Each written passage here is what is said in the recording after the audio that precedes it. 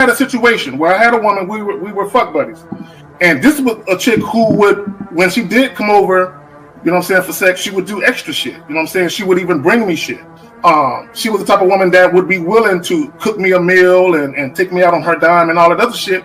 You know what I'm saying? So when she hit me up and was complaining about the fact that, you know, you don't take me out, what's up with that? And I told her, point blank, that's not what we do. When I get horny, I call you up. If you're free, I step through. If you get horny, you call me up. If I'm free, I fall through. I'm like, that's it. That's what the fuck we do. Women will get with guys as placeholders. Do you know how hard it is to get rid of a woman who actually likes you, who actually respects you, who actually loves you? Do you know how hard it is to get rid of that woman? And you're not talking about some hypergamy? This is real simple. The reason why women treat you like shit, the reason why women got an attitude with you, the reason why women fucking diss you and disrespect you is because they never liked, loved, or respected you in the first place. Your whole story is cap, bro. Matter of fact, it's big cap. I'm gonna call you the Mad Hatter. Fuck.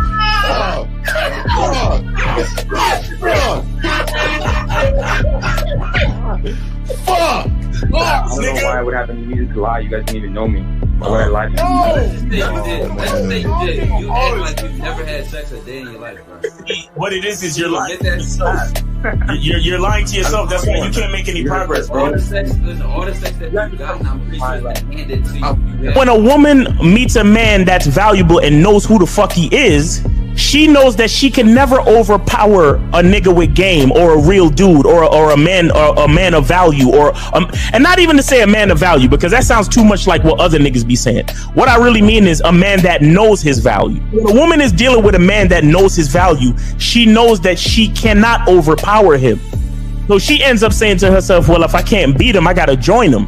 But when a woman is in a room full of dudes that know they value, she knows that she has to submit. And if she don't submit, she got to get the fuck up out of the room. No matter what level she brings it to, how loud she get, disrespectful or talks fast, you have to keep your cool. You have to keep it on your energy level. So if you want her to be submissive, you want her to be calmed down, you want her to bring it down a notch, you won't yell louder than her. Talk to her like this. Yo, I don't do that. I don't know if you talk to people like that, but that's not how you gonna talk to me. That's not what I do. And if you want to continue to do that, I will show you exactly where the door is. I will escort you out, tell you have a nice trip, and send your ass right to the gulag. You'll be gone. I don't tolerate that from people in my life. For all you surface dwellers out there and shit, how does it feel following all these motherfuckers on the other side of the streets talking about don't do shit? Well, if you ain't gonna do shit, then why don't you do man shit? Don't run away from fear. Don't dwell in the past. Don't give away your power. Don't feel sorry for yourselves. Don't make the same mistakes over and over again. Don't worry about what people think about you. Why don't you do some man don'ts if you're gonna do a don't anyway? Grass-eating lion. It's sad to see so many men suffer from bitch assness. And the women know there's such at an advantage with weak men. They try to shut me up.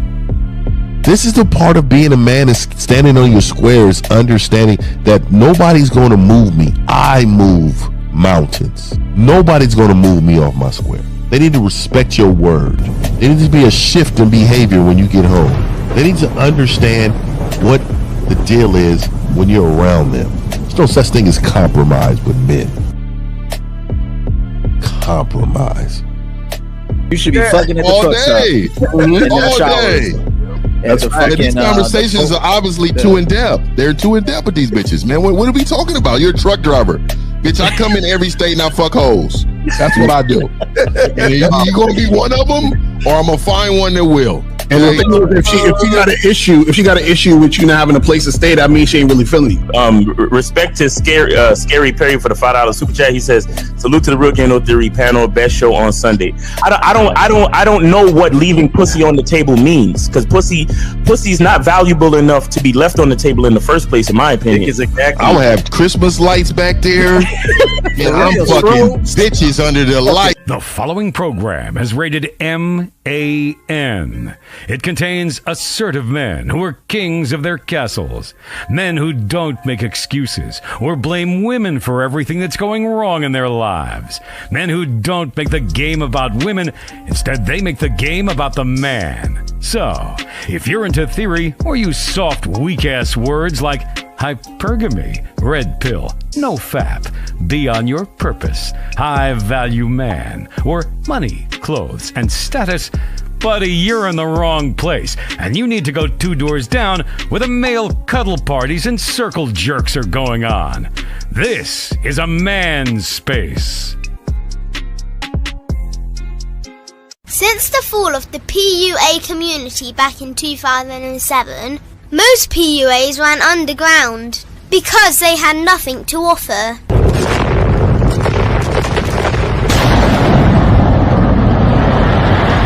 The content creator has become the hero today, dedicated to one single objective: to declaw and defang any person who listens. They decided to join forces to create a cult, and never giving those who listen a solution. It's all about clothes, cars and money, deception and manipulation, indirect game, going your own way.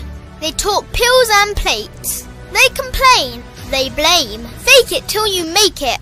I just don't get it. A man doesn't need to lie to meet women. He just needs to learn how to spit flavour in her eyes and in her ears. Thanos broke down the game when he said, as long as there are those who remember what was, there will always be those who cannot accept what can be. Even in darkness, a man can find light.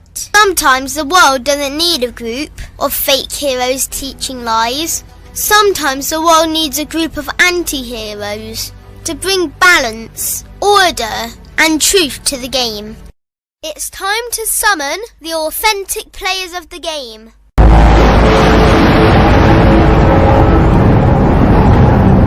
It's time to summon the authentic players of the game. The authentic players of the game.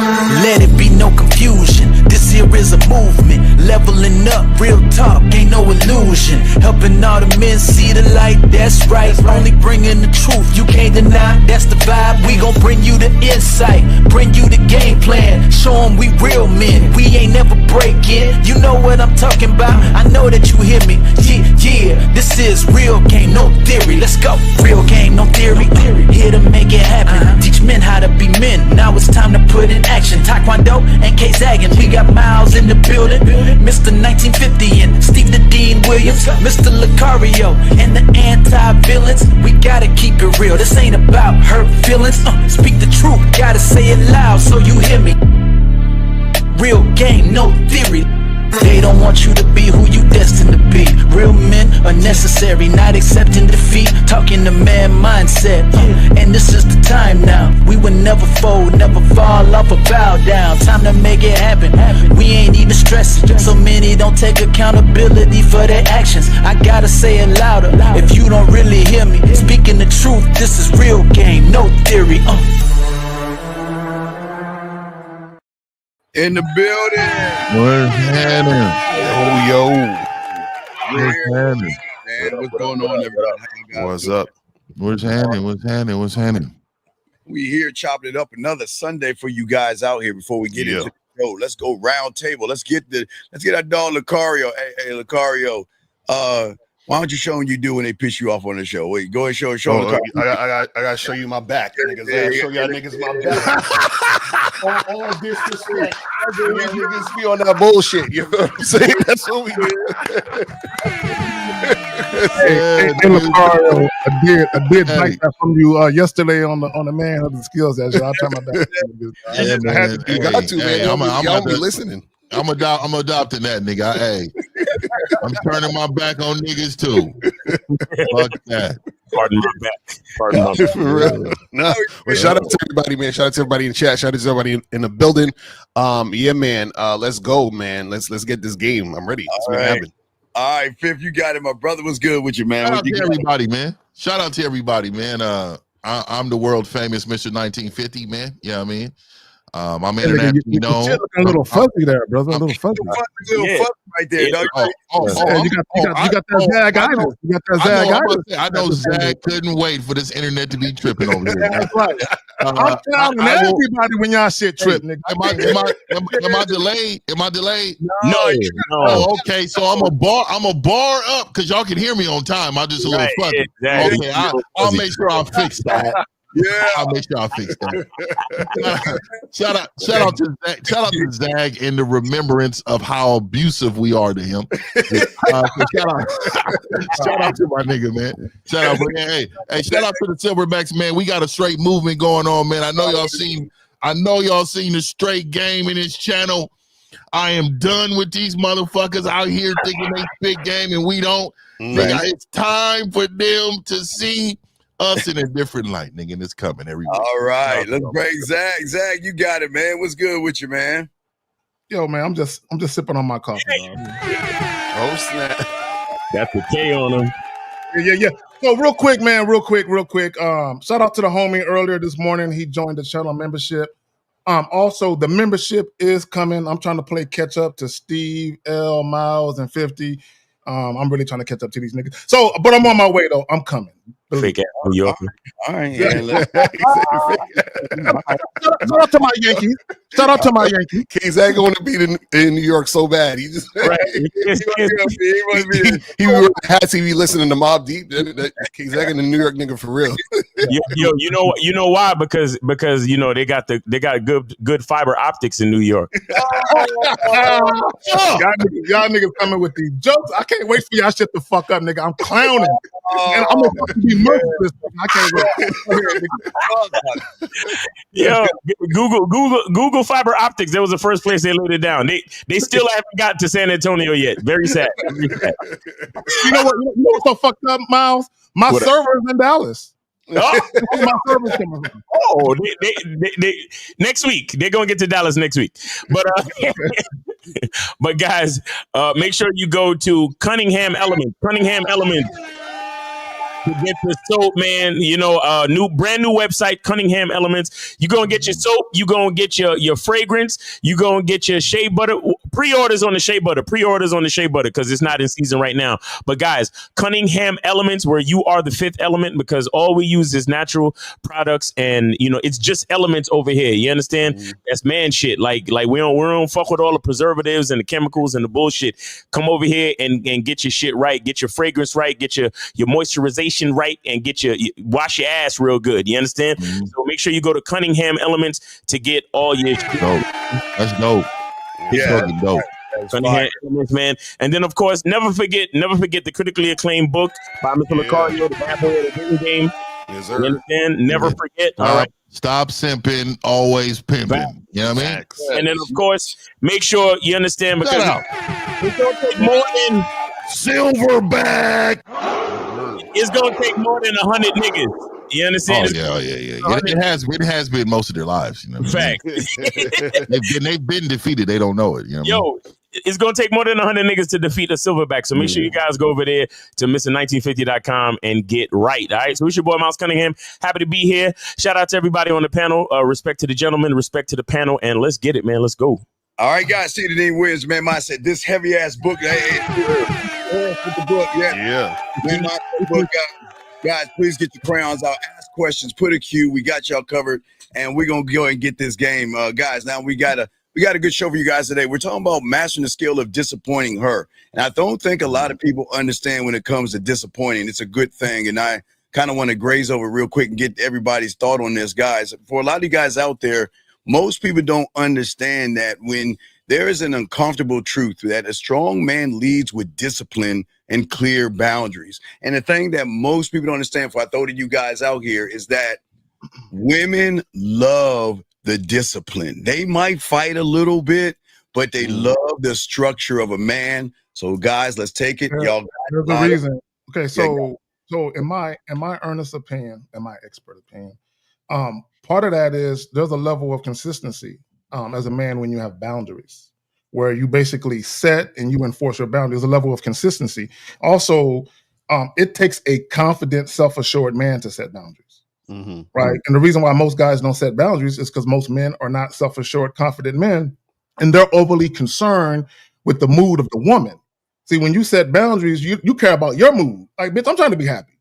Like, wait, I ain't sacrificing my shit for you. You know what I'm saying? So, and that's what boundaries really are, is as a man, you've established tranquility, peace, joy, and happiness in your life. And you basically saying anybody that fucks with it gotta go. Okay, it could be family members, it can be business partners, it could be your homies, and definitely a bitch, right? Because to me, look, women, I'm gonna keep it real, y'all the lowest on the totem pole. You know what I'm saying? And I say that because, you know, I got 30-year relationships. 30 year. I don't know no bitch for 30 years, nigga, but I got 30-year homies, you know what I'm saying? So I'm just saying, but y'all got it. I think this is where the whole idea of mystery comes in, right? And the whole idea of you know, people talking about, because like, for example, the last couple of shows, Lucario, we've had people leave the question, oh, well, should you be entertaining your woman or should you worry about being boring? Right. You understand? A lot of guys don't understand what it means to be mysterious and what it means to not be boring. What it really means is that you got boundaries. What it really means is that there are things that she's gonna have to adjust to.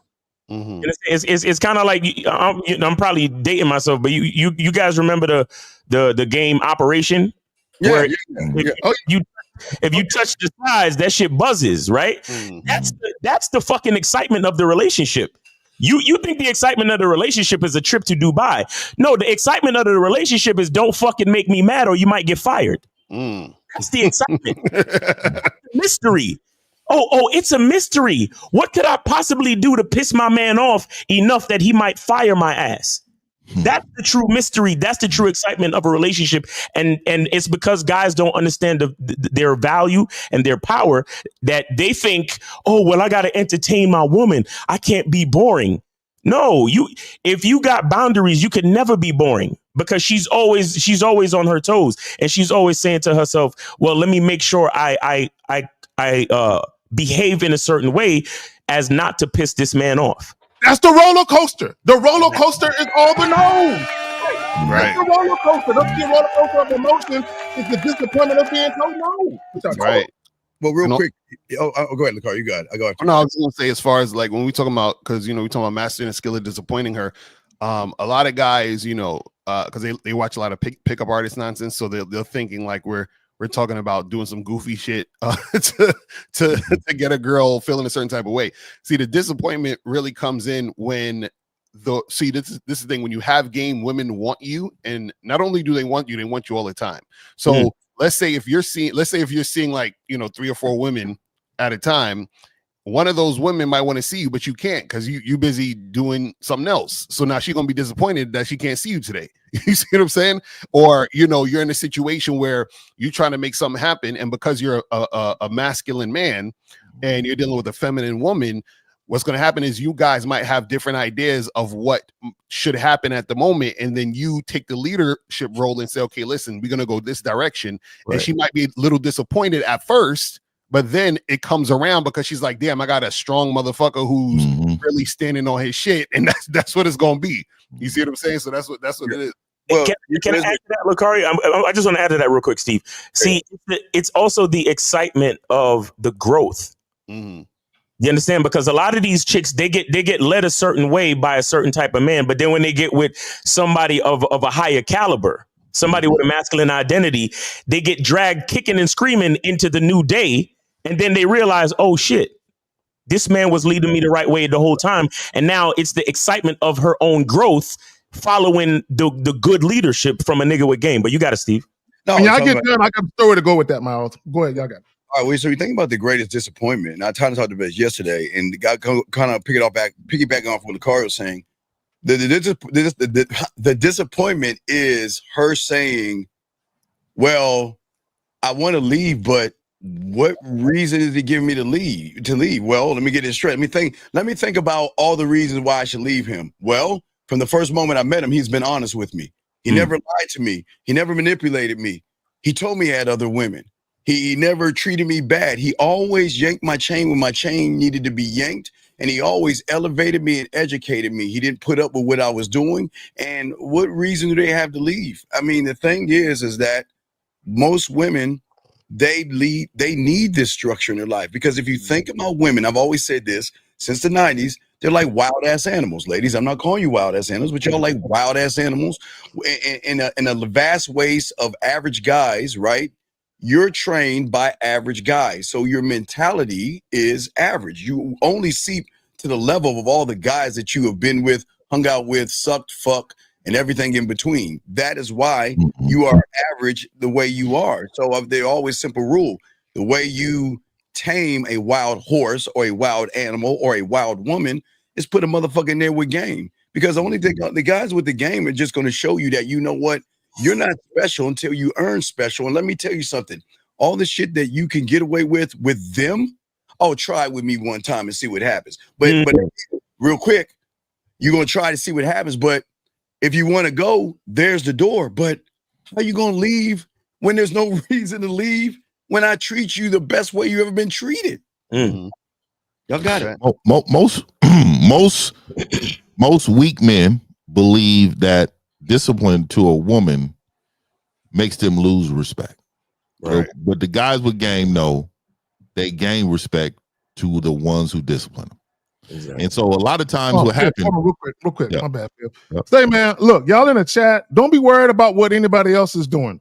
This is the real game, no theory. Shout out to everybody else we used to fuck with, but like focus on the 5 motherfuckers that's here, CD. But y'all got it. My bad, Phil. I don't even know what happened in there.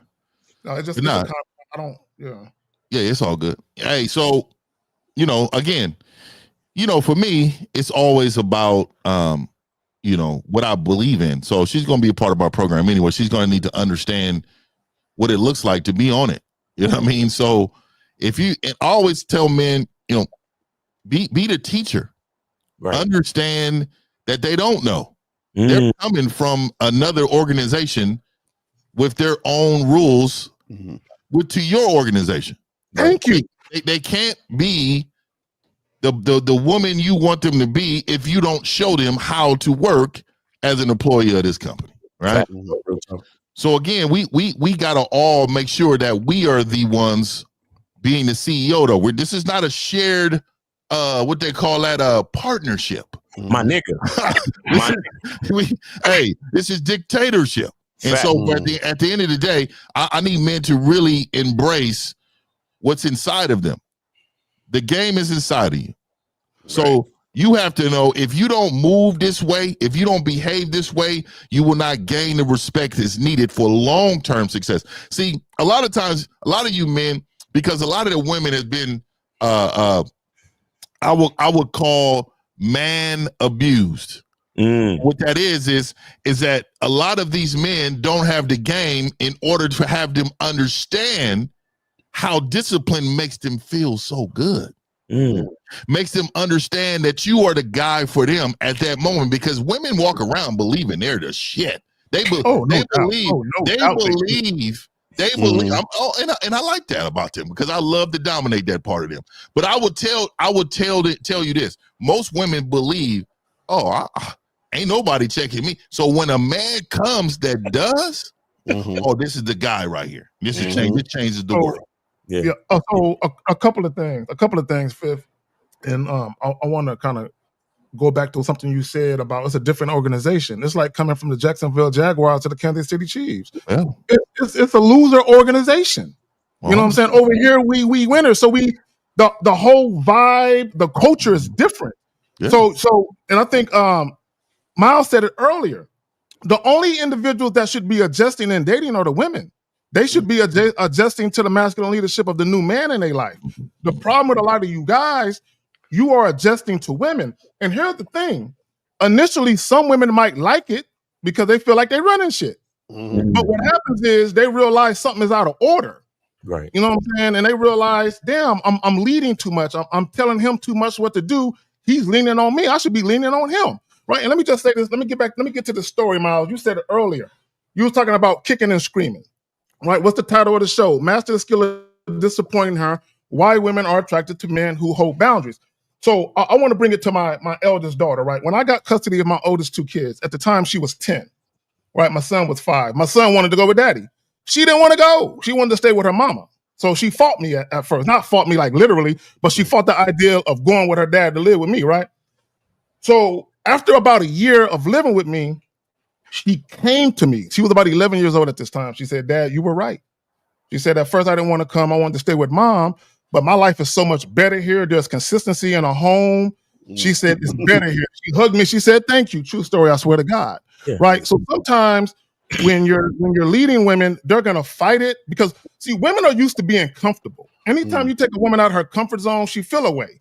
Right. Even when that comfort zone is to her detriment. So when you take a woman out of her comfort zone and you show her what it really is, at first, like Miles said, she's going to come kicking and screaming, but she's going to sit back and be like, thank God for you. Okay. We got a question right here, guys. Here you go. Do you think social media is good or bad for women mentally? I feel like a 4 feels like an 8 because of social media. Yeah, that's disgusting. So I would really suggest no, because I know. Look, let me just say this to you.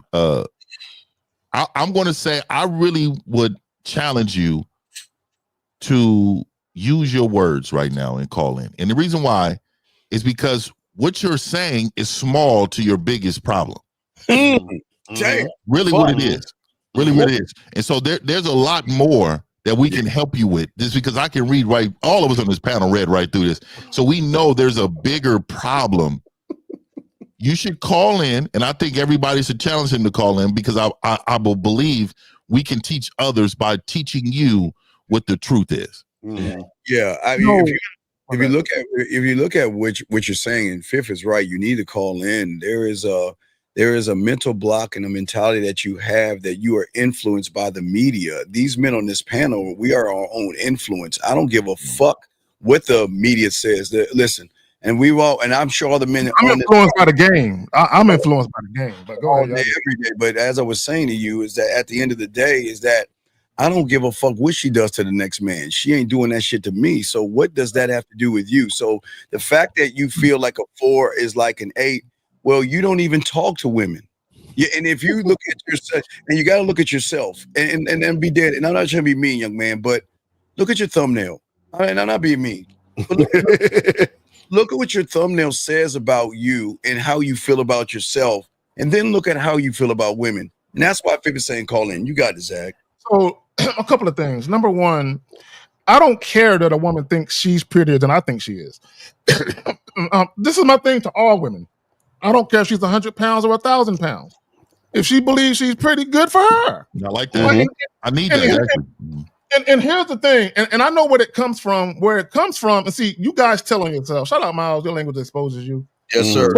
So what it really is you guys are hitting on women that you think are below average looking. And you believe, because you believe they're below average looking, that they automatically have low self-esteem. You're hitting on these women thinking you can get them easily because they have low self-esteem. But what it really is, the reason why you're even hitting on them is because you have low self-esteem. And that's what it really is. A lot of you guys who hit on average looking women, you think you're better than them because you got your shit together. Right. That's crazy. Some prettier women, you're like, oh, that bitch is too good for me. I got to do more to get her. But this bitch with 5 kids, this bitch better accept my fucking phone number. She's blessed that I'm talking to her. Exactly. And they expect the woman to bow down to them because they think, and this is how you know niggas ain't got game. They think that the girl they consider the 4 is going to be easier than the girl they consider the 8, 9, or 10. And this is what I always tell these guys. If that's the case, let me see you get them 4s then. You see what I'm saying? Like if it's easier to get the ugly or below average women, let me see you get them. Yeah, you should run the tables. Can't get them. You should run the tables on the 4s. All these niggas should have rosters of ugly bitches. Right. That's what I'm saying. You know, my thing is too is that, look, man, when you categorize women in this way, what you're saying is that you categorize yourself when it comes to other men. And so a lot of times what they do is they'll be like, oh, he get all the women, you know, because he looks this or he has this or he says this, and it's something, right? Yeah, it's something that, you know, when you categorize yourself, what you're saying, you're comparable to somebody. Nigga, I'm not comparable. That's what I'm saying. Nobody. So God broke them all when he made me. There's no one after. I remember we was talking about the football analogy. I remember my dad said a long time ago when we was talking about the Rams, when we was destroying them 16 years in a row, whatever. He was like, man, look, there's no such thing as a rival when you're not a winner. Mm-hmm. When you're a winner, there is no rival. Right. I'm always winning. So why would I compare myself to you and believe you're in competition with me when you're not competition to me? I'm my only competition because I'm a winner. I'm trying to be winning her. You know what I mean? What's above winning, nigga? That's what I'm trying to do. Some teachers that says that winning her. Winning her, nigga. So real quick, Lucario, stand by, Lucario. He says beauty's. I ain't got it, Steve. I ain't got it. I ain't got it on Sunday. Turn around. Hold on a second. Turn around, Lucario. Go ahead and give him the back one. Oh yeah, I gotta give him the back. I gotta give him the back. Oh, you know he's recording it. You know he's recording it. You know, yeah, with the latte too. I like it. Exactly. You're saying beauty's in the eye of the beholder, but look who's beholding the beauty. This is what we're trying to tell you. You do not like yourself. You do not believe in yourself, and you have no influence over yourself. So anything that you see as beautiful, you expose yourself. Shout out to Miles again. You expose why women don't fuck with you. Facts. Yeah. Period. You got you think. Go ahead, man. Real quick, Kay. I think we're giving him too much credit. I think he's just spitting out like shit his grandmama told him. Yeah. You don't understand what the fuck he's saying. Mm-hmm.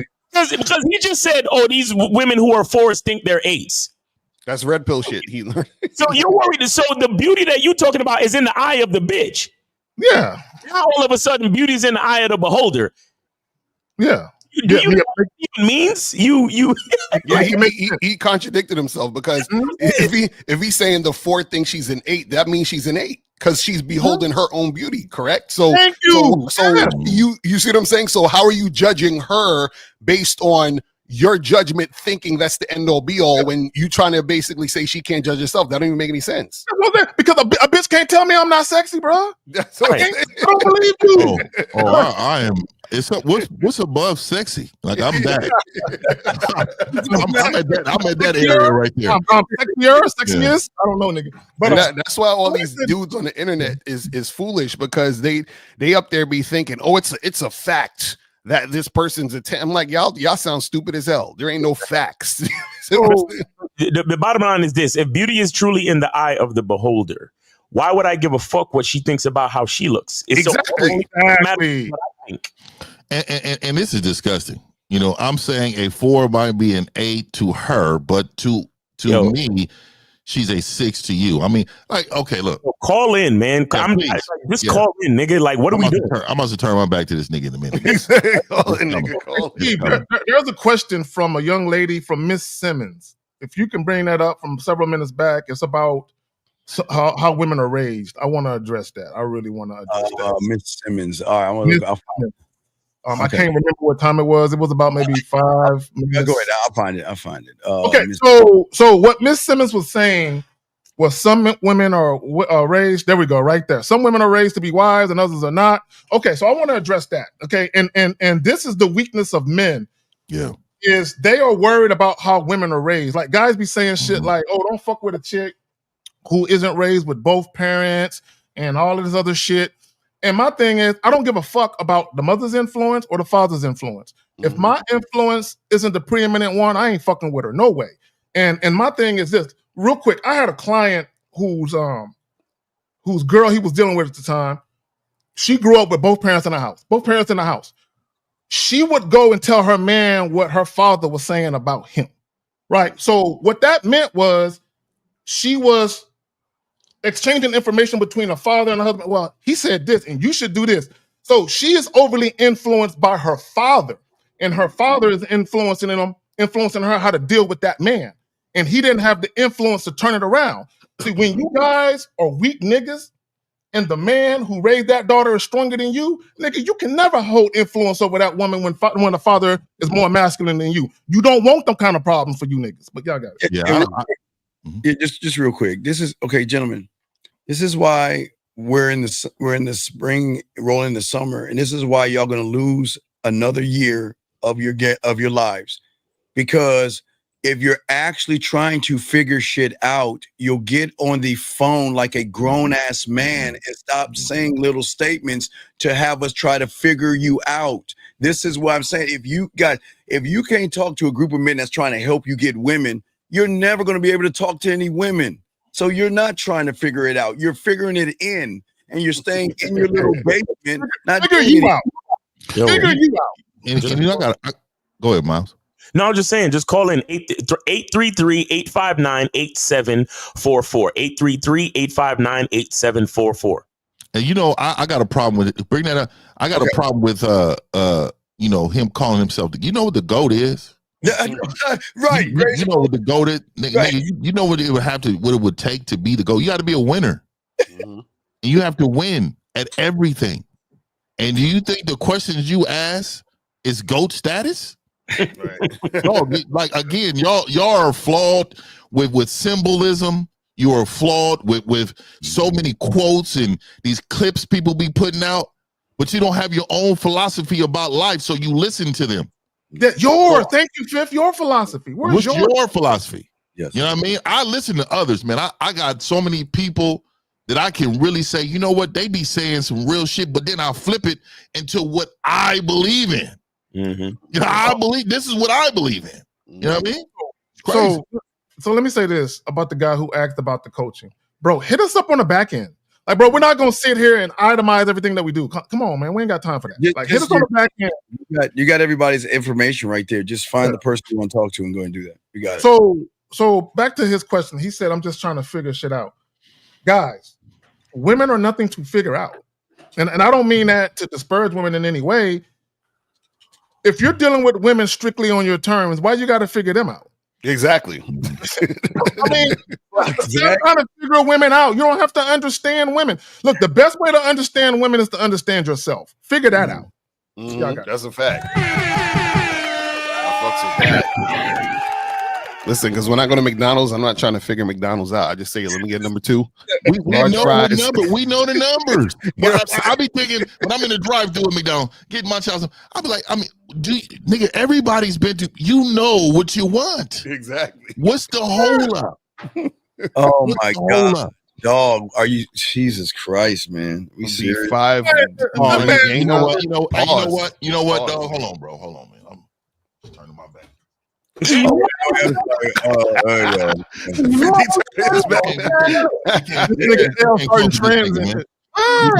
fuck with this nigga, man. We can't fuck with him. You know what? You know what he's saying right now is that I'm too vaginal. I'm too vaginal. I don't stand on no type of masculinity. I'm not a strong man. I can't protect my family. Going down this dark alley with my woman, they just gonna take advantage because I ain't gonna fight. Right. Fuck it. Let's go. Okay. So you know they call back in the day, they called him a scary cat. Yeah. I just want to say something real quick. Like, I watched the Dreamers Pro channel, and what I know about those guys, they wouldn't appreciate y'all coming over here spamming and shit. Please knock that shit off and get Triple T out of there. Y'all need to this shit up. Like, we don't have enough fucking viewers for y'all to be fucking with us like this. Ain't that the funniest shit? Like, we get the most niggas fucking with us, but it's like, well, real quick, because they know that after they get done spamming, there's some bitch they trying to get at that they can't get, and they know that they just look. We're here to help you guys. Listen, if y'all are mad and angry, listen, guys, remember, people don't want real information out there. Exactly. They're going to do everything they can to try to prevent the game from getting out there because they want you to be like them. So it's just what it is. Oh, we have a question. We have 2 questions. You got it. No, there are some people who don't like the shit that we talk about because we're too real. We're not PC enough. Right. No, here's a question here. Casey says, panel, do we care about response time from a woman or no? I'll say this. I don't care, but I also understand the difference between a woman who wants you now versus a woman who don't. Right. You know, I ain't gonna lie, man. I actually forget that I sent the message out. Because my life was full of me, dog. I'm telling you, when you have so much going on in your life, you actually forget, dog. I don't. There's no, and I know y'all thinking like, yeah, right, nigga. I'm so serious. I forgot. A chick would hit me up, and I'll be like, before I read the text, I'll be like, what did I text this bitch? Right. Who's this person? Who's this person? I'll be busy, dog. Yeah, go ahead, Phil. This fucking person, man. I don't understand that. It says this disappointment turned her on due to the strength of the man or her being attracted to the challenge of possibly breaking him down one day. No. The disappointment is that she can't get her way. She can't get her way with us like she can with the average guy. But it's not disappointment. It's a turn on, because when she can't, women are built to not get their way. They're turned on. But wait, we have a call. Let me stop right there. Let's grab a call. Area code 686. You're on the show. What's your name and what's your question? 868. I'm sorry, 868. Are you there, sir? Yeah. Good evening, guys. To the panel. Timothy from Trinidad. Okay, can you speak up into your mic and slow down a little bit, because you're from other country, so we just got to slow it down so we can hear you. What's your age and your name? Timothy from Trinidad. Okay, well, how old are you? 40. Okay. All right. I went to Trinidad and Tobago one time, and they eat a lot of chicken out there. But go ahead, what's up? Yeah, just cool. They ain't got no cows, bro. That's all that is. But go ahead. It's right here. It's from Trinidad. I got that from Trinidad. Yeah, go ahead. What's up? Yeah, that's a fact. My question is, the problem I'm having right now is my girlfriend is accustomed to me, having other women at his side, and all of a sudden now she's jealous. What can I do to fix that problem? Wait, you have a girlfriend? What is she jealous of, caller? You said your girlfriend is jealous. What is she jealous of? Well, usually if I have if I bring across a friend, we'll always do a threesome. And for the past few weeks, I just ducking her the threesomes. Wait. Caller. Could you speak? Yes, speak like you're speaking like you're hiding in the closet. Like, you got to be clear and speak so we can understand what's going on. I'm laying on your stomach and sit up, fam. You're like, so I was like speak. Like, so you say you have a girlfriend. Hold on. So now let's get this clear. You have a girlfriend, and she knows you have sex with other women. Yes. Yes. Okay, and now you're saying that all of a sudden she's getting jealous? Yes. Okay, how long have you been with your girlfriend for? At least a year. How long? How long? Yeah, come on, fam. Exactly. No, not for at least 3 years. I know her for 3 years. She's my girlfriend for at least 1 year. Yo. Okay. Yo, caller, what the fuck is at least 1 year? Can you just tell us how long she been your girl, my nigga? Damn. Shit. Oh, 1 year. Thank you. So, caller, let me ask you a question, okay? Because this is very, very important. Okay, and let me just say this to all you guys that want to have these rosters of women and you want to have a main chick. It's quite natural for your woman to get a little territorial and jealous from time to time, okay? Now, my question to you is, are you being consistent with what you're doing? L, you got it. I know you want to talk to him. Oh, no. That's what I was definitely going. That's what I was used right on the money. I was going to ask you. No, I'm not. Okay, so then that's your problem, nigga.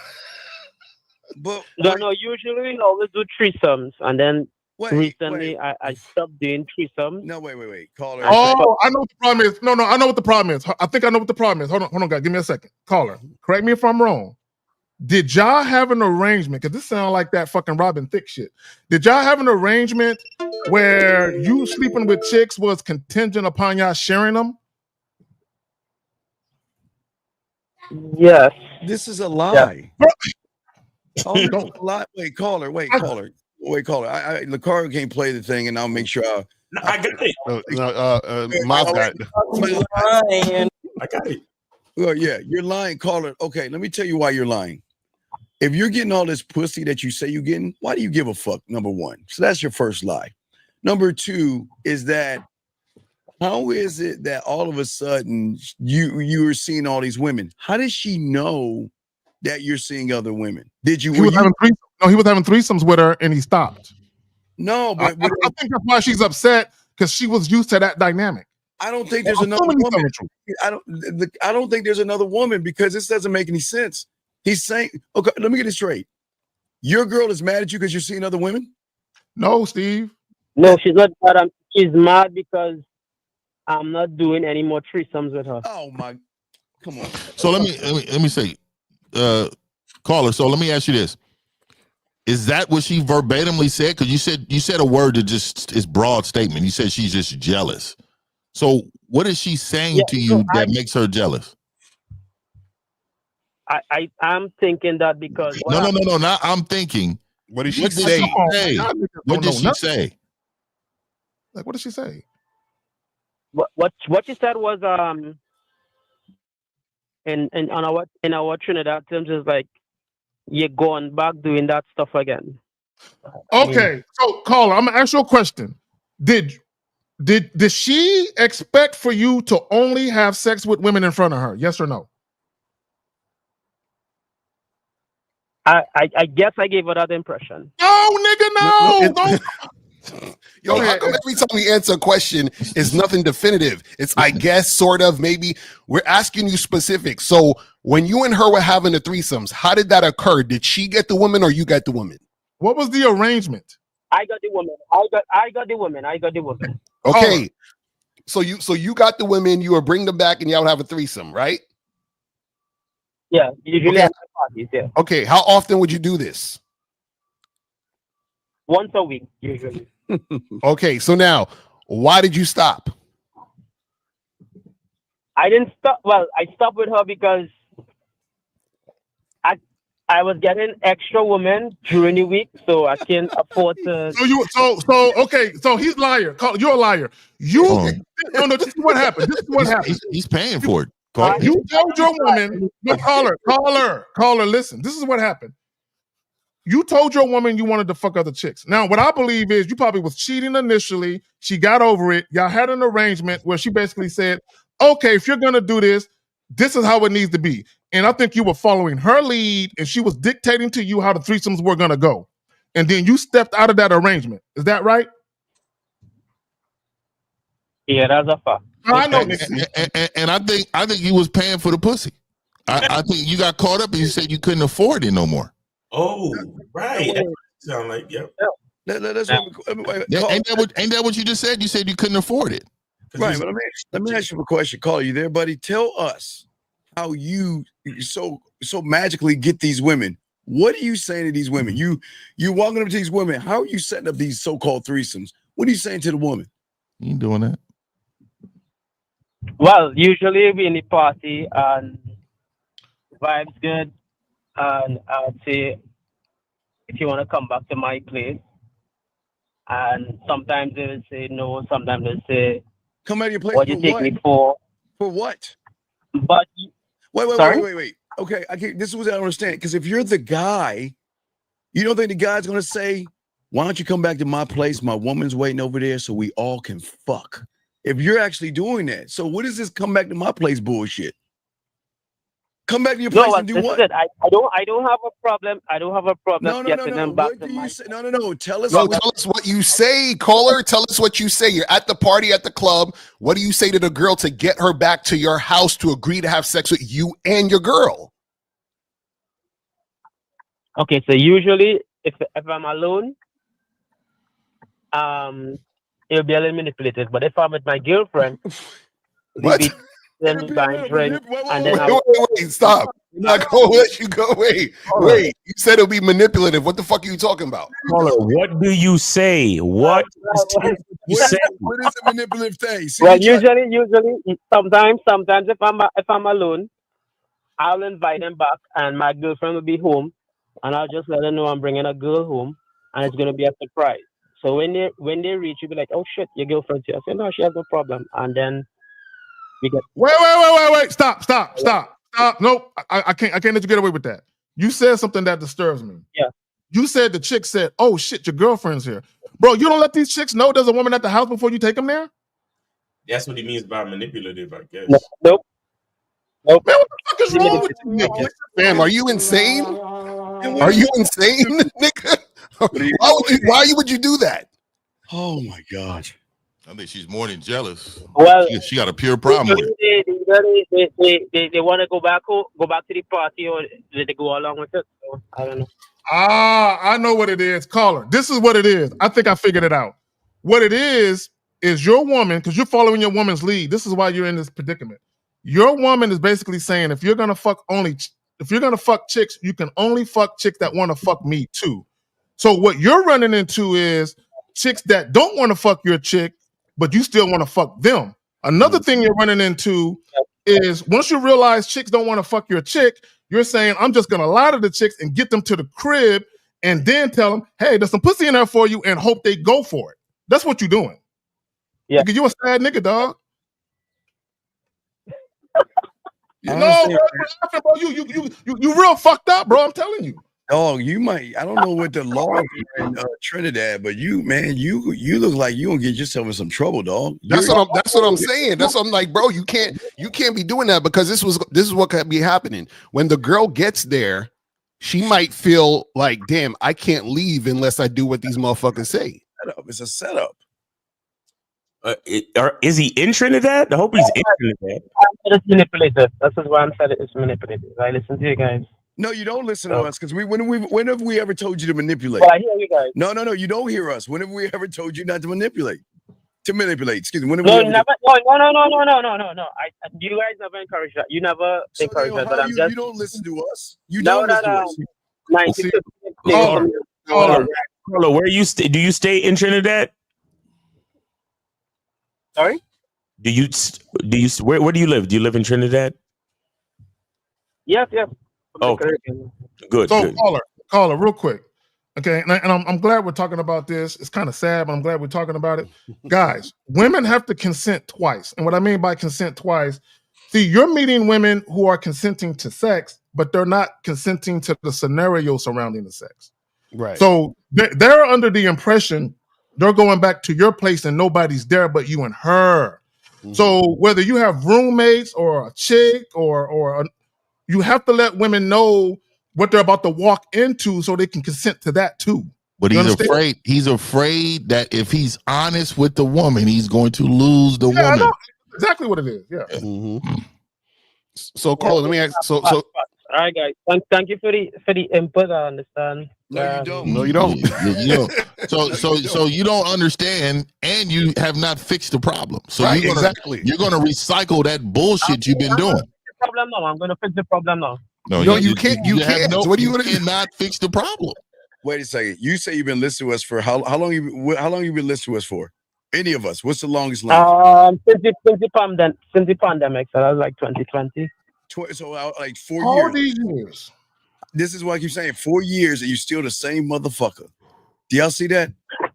You've been listening for 4 years and you're a lying, diabolical. You know why, Steve? You know why? You know why these guys don't change? Because they only listen to us to figure out how to get pussy. They never listen to us to actually know how to be a man and get pussy on their terms. This is why they struggle. That's fact. That's true. Yeah, I still don't. I call out. I still don't. I agree with you guys 100%. I agree with you 1950. Wait, caller, real quick. I just need to understand why now are you not fucking the girls with your girl? Because I understand the problem I put myself in, and listening to the program now, the topic that you have there, it opened my mind to understanding how I'm fucking up and being a manipulative motherfucker. So, thanks. You're calling. Yeah. You need. Oh man, you need coaching. Bad. Yes, this is crazy. If I was you, I'll get with L. So because he got the program. I would definitely get with L. Yeah, non-monogamous this is crazy. Yeah, I think you need to get with a lawyer. That's what you need. You need to get a lawyer and let your lawyer know. Hey, look, I'm gonna pay right now because and also a priest to confess your sins, nigga. Yeah, tricking women to come back to your crib and there's a whole naked bitch in the other bedroom, nigga. You foul for that. But y'all got your internet is tripping, Zach. He said you sound like Dark Vader over there. No. I took myself on screen on purpose. I'm doing something. Nah, you're not. Nah, nigga. Nah. But y'all dudes gotta stop doing this manipulative shit, because that manipulative shit can get y'all into a lot of trouble. So, man. yeah, He lives out there in Trinidad. And especially out there. You mess up once, nigga, they cut your whole arm, legs, and everything else off, nigga. Yeah, I ain't trying to time. You took 2 pieces of paper and you wasn't supposed to cut his arm off. Motherfucker running down the street with machetes in their hand, dog. No, there's no chance. There's no chances out there, nigga. They're cracking all kinds of coconuts, nigga. You can't say there's no such thing as I'm sorry out there, nigga. It's no such thing, nigga. You fucked up. I can't believe that nigga brought chicks back to his crib and his girl in the living room. Guys do that. Yeah, we have another call. Area code, he hung up quickly. Area code 862. What's your name, sir? Your name, your age, and what city you in? Shout out to our dog Miles. Hello, good afternoon, gentlemen. My name's Elijah. I'm from Brooklyn. I'm 32. Brooklyn. What's going on? No sleep. How's it going? Yes. All right. What's up? I'm trying to understand what is the cause of my hesitation when it comes to initiating sex with women. You're scared. Oh my God! I just diagnosed you. You're scared. So let me ask you something, caller. And I've been wanting to ask a caller this for a while. I've been thinking about it. So let's put yourself back in the caveman age. Do you think that you have a problem initiating sex with a woman? Absolutely not. Why? It would be indigenous, meaning like it would be a part of my DNA. So let me what's fucking changed? That's what I'm talking about. What's changed? It's in your DNA now. Yep. Yep. It's still there. So, the pure essence is still there. So the difference is the dynamics in your head has changed. You believe that she wants something that you don't have. You are thinking that, again, you're not enough. You are putting her above you. And when you do that, what happens is that you self-control yourself. You say, you know what? I can't do it because this woman, she's going to reject me. Have you ever heard the saying, the invisible woman does not matter? I haven't. Yeah, I know you haven't, because I'm the one who's been saying it. The invisible woman does not matter. It only exists in your fucking head. She's nowhere else. She is saying no to you 1,000 times and never said no to you once. That's some real shit, Fifth, that you just said. In his mind, the no was already there. It's already there. So when here's caller, listen, I want you to listen to me, caller. I had a client one time, he would always say to me, he said, Zag, when I would initially begin to speak to chicks, I had no issue. He said, the moment I got ready to close the deal or to get the woman's number or to offer a date, he said, my voice would crack. He said, women would notice my voice crack. Right? So basically he would do like most of y'all guys do, nonchalant, indirect, very passive, and he was very comfortable in that realm like most of you guys.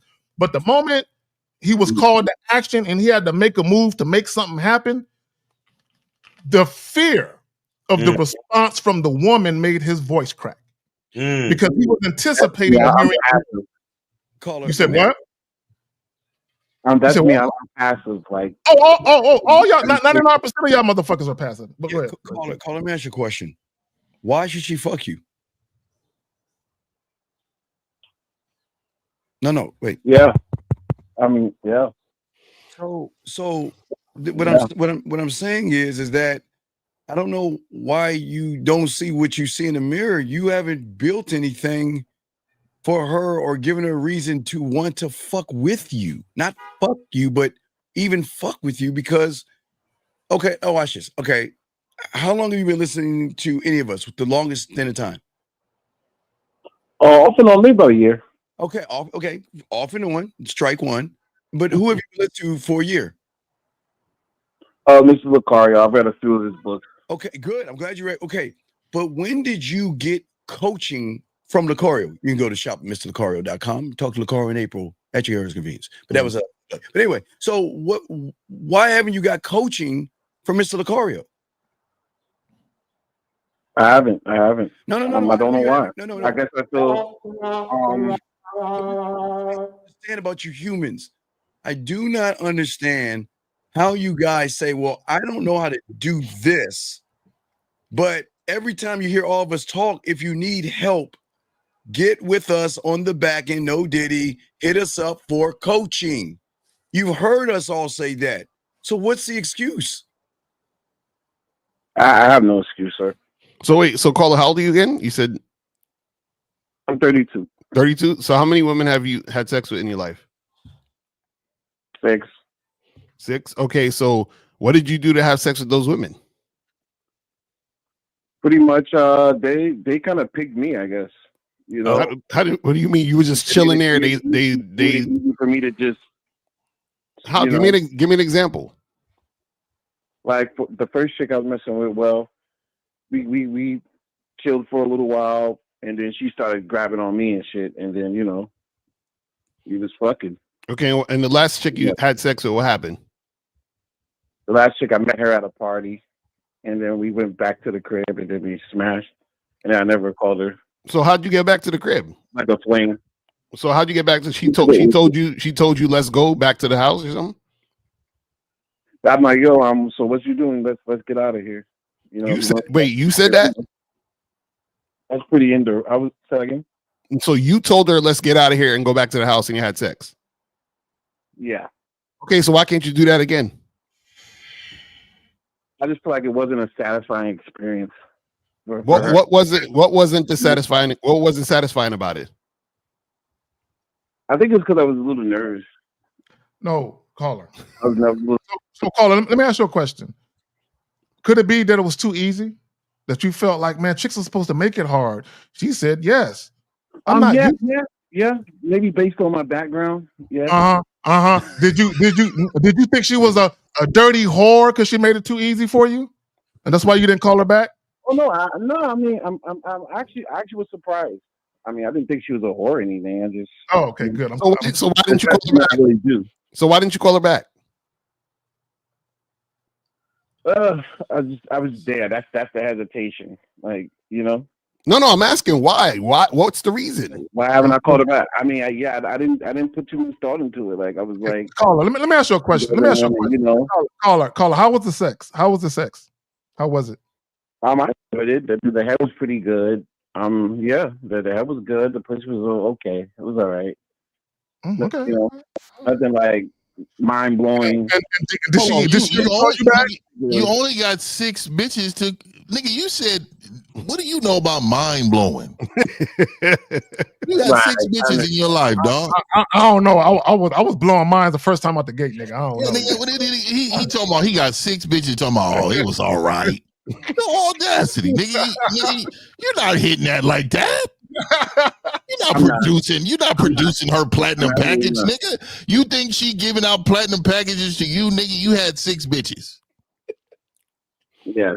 See, I'm trying to understand your why. You're not telling us. You're not really telling us the why. You're just saying, "Oh, shit happened." I'm asking you why the shit happened. After you had sex with that woman, why didn't you hit her back up? And also, when you told that woman to come back to your place and you had sex, why didn't you do that same thing to other women? Exactly the same thing. Well, what was the first question? The first question is, why didn't you call that girl back? I guess, like, you know, it was a fling. You know what I mean? Like, I hate when you guys say I get it. Caller, listen, brother, listen, real quick. And I want all you men to listen. You're a man. We don't do shit. That's something that women say. I don't know. I just felt like it. Right. That's what women say. Men, we do shit for a reason. What was the reason you didn't call that wholesome young lady back? I didn't feel like it. See, you see, he said, I didn't feel like it. Nigga, no. Caller, we need a reason. Give us something. The pussy was whack. She smelled like fish. was What? the most physically attracting of the previous. Oh, she was ugly. She was. Was she ugly? That's why. Okay, that's why he said it wasn't fulfilling. So he chose a chick that he sort of settled for, and he felt like whack after he fucked her. That's what happened. Wait, so if she was, wait, caller, if she wasn't attractive, then how was she attractive for you to bring back to the crib? I just wanted to bust her nut. You see? Yeah, see? Oh, When I so- made my point earlier, go ahead, man. So in this situation, you didn't call her back not because she wasn't shit. You called her back because you wasn't shit. Okay. So I just want to point out and see, caller, thank you for proving my point that a lot of you guys, when y'all hit on women that y'all think are below average looking, the type of women that you wouldn't want nobody to see y'all with, y'all got all of this. Hey, girl, you want this dick right now? Y'all got all of that energy. You know what I'm saying? But when it comes to more attractive women, y'all stammering and stuttering and offering extravagant dinner dates. The chick is telling you, I'm practicing abstinence. You telling her, hey, whenever you're ready, we can do it. You know what I'm saying? Y'all are making all of these concessions for quote unquote prettier chicks, right? And what it is, shout out to Steve, you hate yourself. Right. You don't and think that's you're good enough. right, and that's why he hasn't done it again, because basically what he's saying is, I don't know how to get the women I really want. Is that right, caller? Oh, the roof. Yeah. Okay, and so then this is what we Oh, say. yeah. See how we got to get to the realness. It took us this long. So caller, this is your problem. Your problem is you can't tell women that you actually are attracted to, that you want to make sex happen, because you have low self-esteem. That's your issue. Facts. yeah. So get coaching. Are you laughing at the fact that you have low self-esteem and you don't love yourself? You think that's emotional? Do you think men? It's just like that's what's kind of holding me up. I don't know why I have low self-esteem. You know why? Yeah, you do. Yeah, you do. Everybody knows why they have low self-esteem. Yeah, I'm gonna tell you, man. I really see why women really finesse these men out of money, dates, That's a fact, and everything, because y'all use them too. Like, and nobody's gonna ever say that, but y'all do the same exact thing. But I see why they do it, because at the end of the day, dog, y'all are weak. You are weak, and you don't know how weak you are. You just think, oh, it's just something wrong with what I'm saying. You just think it's that. No, it's just who you are right now, dog. We got to get you some coaching. Yeah, real quick, this is why I always try to tell guys, y'all should never be threatened by women talking to other men. This is who they talk to. I don't know why y'all feel like, wow, if they're dating and going out, this is who they're going out with. They're dating, they're texting. And this is why I encourage y'all to encourage them to keep talking to these guys. Carl, let me ask you a serious question. I want you to think about this, okay? Please tell the panel, because I'm okay. We're all from the 1900s, so I used to watch a show called The X-File with Mulder and Scully. So this is like an X-File. Dope show, by the way. Dope show. This is a question for you, Carl. What in the flying fuck? I need you to answer this, because what in the fuck is so special about a woman that you can't talk to her? What is so special that you have anxieties, you have fears and worries? What is so special about them? Can you please share that with the panel? Because I've been asking this question and no one can give me the answer. Can you please give me the answer? Tell me what's so special about her. Nothing. It's just fear that I won't be enough in general. Caller, let me ask you a question. Are you insecure about your sexual performance? Yeah. Oh, I knew it. Oh, I already knew it. All right, y'all go ahead. I just want to say this real quick. Most of men's insecurities revolve around sex, directly or indirectly. So you need to get some coaching, fam. Yes, I really quick. I just want to open that up. So you said you're insecure about it. Why? What? Has somebody told you something? He watches too much Blacks on Blondes. He watches way too much Blacks on Blondes, and that's why. So caller, what has somebody said about you? My perception of it, I guess. Oh, so it's an invisible woman. Exactly. It's the invisible woman that's told you that. Mm-hmm. So why? Yeah. Why do you? Okay. All right, I think I get what you're getting at. Okay. Yeah. So you're believing something that's not there. Yeah. I haven't heard it before. Caller, I got a question for you. Caller, maybe I compare myself to other people. Maybe that's it. Caller, I have a question for you. Do you watch porn? Yeah, sometimes. Does it make you feel insecure about your shit? Sometimes, yes. See, you see, why? I just said this, guys. Look, here's the PSA. Here, but hold on. Let me say. Shout out to quick. Lord Jefferson. Appreciate it. $50. Thank you for the 50. PSA to everybody, whether you're black, white, Hispanic, or Asian. Some of y'all need to stop watching porn where there's any type of BBC in it. Don't do it. Don't watch anything with niggas in it. Just stop watching. But caller, this is the thing. You see, caller, you see how honest you are with us. Why can't you be honest with women and just go up to them and tell them what you want to do? I'm not trying to fuck you guys.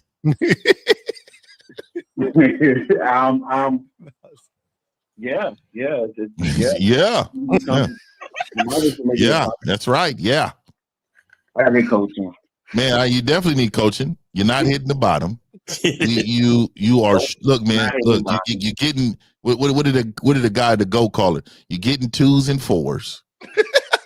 You know what I mean? And you just out here just existing, right? And you just, man, you must have a really shameful life, man. And let me ask you this though: what are you having for dinner tonight? A big chicken, rice, and vegetables. Is this what you're cooking? And did you plan that? I cooked already. You cooked already, right? So is this something you planned though, or what? Yeah, over the weekend, like Friday. Are you the only one eating it, or is it somebody else enjoying it? Just me. Just you. So this is something you plan though, right? Yes. Okay, so when you make a plan and you put it together, did the food taste good? I haven't eaten yet, but yeah, I cook really well. So Who's told you cook really well? Who's told you that? This nigga sound like he don't put no seasoning on his food, dog. I'm just asking. Who's told you? You know, Thanksgiving. I put Thanksgiving meals. You know, I'm from the South, so. Yeah. Okay. So so again, who's told you cook good? Who told you that? Well, it started with my family. Then I would cook for the church. Okay. So all these people say that you cook very good, right? Yeah. Okay. Would you believe that you cooked this meal yesterday without nobody telling you that was good? Like, so what do you mean? The meal that you just cooked, nobody's eating it but you. Do you believe that it's good? Yes. Why do you believe that? Because it's great. Like, and Why? Why do you believe that? Why? It's the truth for me. He just said it, Zach. He just said it. He said it's the truth to him. There you go. This is what I'm trying to get to you. Do you understand? It does not matter if somebody tells you it's good or not. It only matters if you feel like it's good. So caller. So it pisses me off that people come with gems and y'all completely miss it. What Fifth is saying is you didn't need somebody to tell you your shit tastes good for you to think it tastes good. So if you think you're the dude, if you think you're a good looking man and all that, you don't need for a chick to tell you that for you to feel that because you already know it. This is what y'all don't understand. Part of what makes a woman gravitate to a certain type of man is because he knows he the shit. And she likes it. What y'all got? That's a fact. So caller, get some coaching on the back end, man. You know what I'm saying? Yeah, exactly. I appreciate it, fellas. Yeah, buddy. Just remember, man. You've been listening for a while. You've wasted a year. It's time to just draw a line in the sand and move forward. We're rolling. They are coming out of hibernation and they're about to shed some skin. And you're gonna be on the sideline if you don't do something about it. Okay, buddy? This nigga on the sideline already. He's been a passenger in his own life the whole time. Vincent, you need to call in right now. Yeah, Vincent. Oh my God. All right, caller, we'll throw you back in. Let's get to Vincent's thing. All right, thank you, caller. We appreciate you, brother. Thank you, man. Thank you very much. All right, guys, lines are open. Guys, got a question? Please put a Q. Wait, before we get to Vincent, hold on. Let me see. Wait, let's go. Wait. I'm sorry. I need to get a picture of grandma with some cookies or some shit. Fuck you. Who said he grabbed memes and shit from his grandparents? Well, hold on. What are we doing? Yo, this guy be finding mad quotes on the internet and just be he make that his whole personality. You don't know what he's talking about. He did. I'm with you, Miles. Yeah. All right, let's try this. We'll get you in a second, Vincent. Let's go to this question right here. If a woman takes me out for dinner, pay and pick the spot, would she be leading? Yes. That's a rhetorical question, bro. Come on, man. Yes, and I will say I'm on my way. Where we going? Oh yeah. They got steak on the menu. Oh yeah. I'm on my way. So you niggas are not you niggas are not around genuine bitches. You guys are not generous. Here's the problem. You don't understand that. Like, I'm on my way. There's a bigger problem. Stop making up questions in your head that you know you're not a part of. I don't know why you don't make up these far-fetched questions. You know, if a woman brings her girlfriend in, if a woman like pulls her titty out of her shirt, y'all make up all these weird questions that have nothing to do with you. What does it matter? Fifth, I said fifth. Steve, I hate that. They be asking, well, like L, the other day, I asked a question. I think he asked, what do you do if a woman mentions something about you being a player or something? Yeah, fuck boy, right. And, yeah. And you basically said something to the effect of, it's just conversation. Don't pay attention to that shit.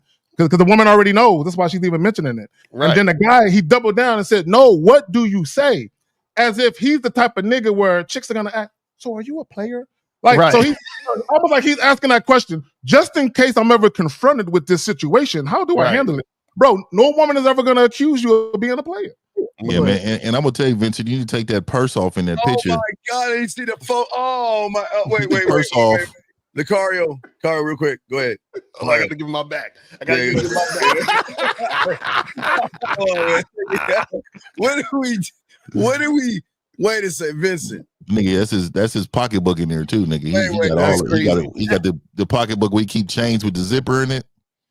Vincent, why? Okay, look, the only one I tried to explain this the other day, guys. Indiana Jones had a satchel because he put diamonds and artifacts in it, and he had a gun in there too, dog. So go ahead. It was never a purse; it was a satchel. And matter of fact, the shit came really up under his arm. I look like wait. Why do you have a purse on, Vincent? Vincent, please tell me why. I mean, we're not being mean, Vincent. That's why you're scared of bitches. You're mirroring them.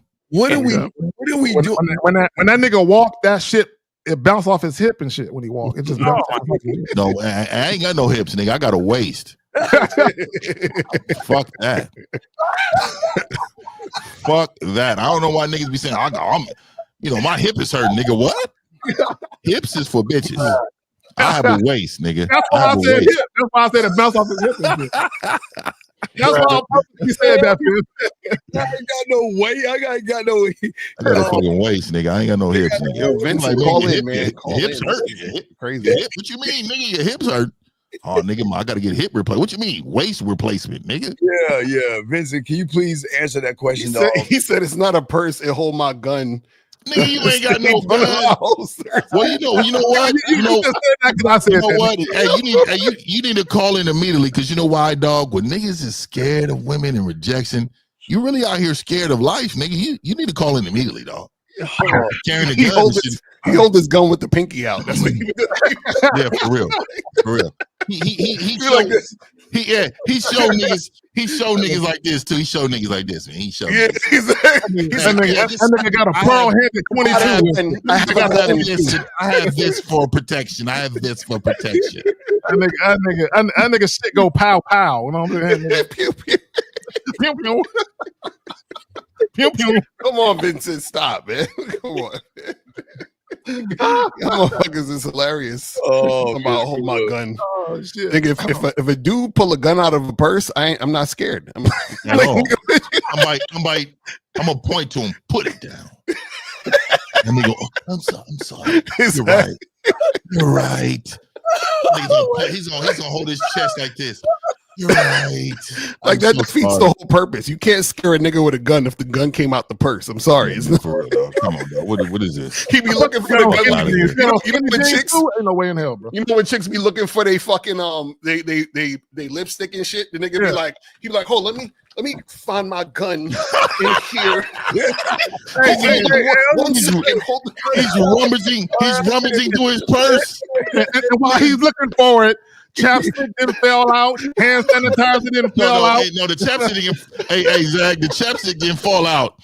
That nigga pulled the chapstick out and rubbed it on his lips. One more second. my lips. One second.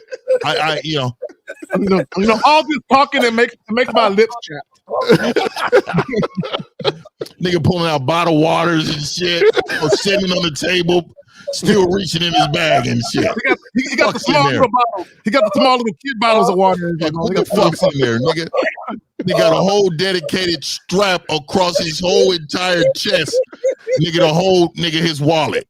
What type of shit is that? Oh man, yo. Wow.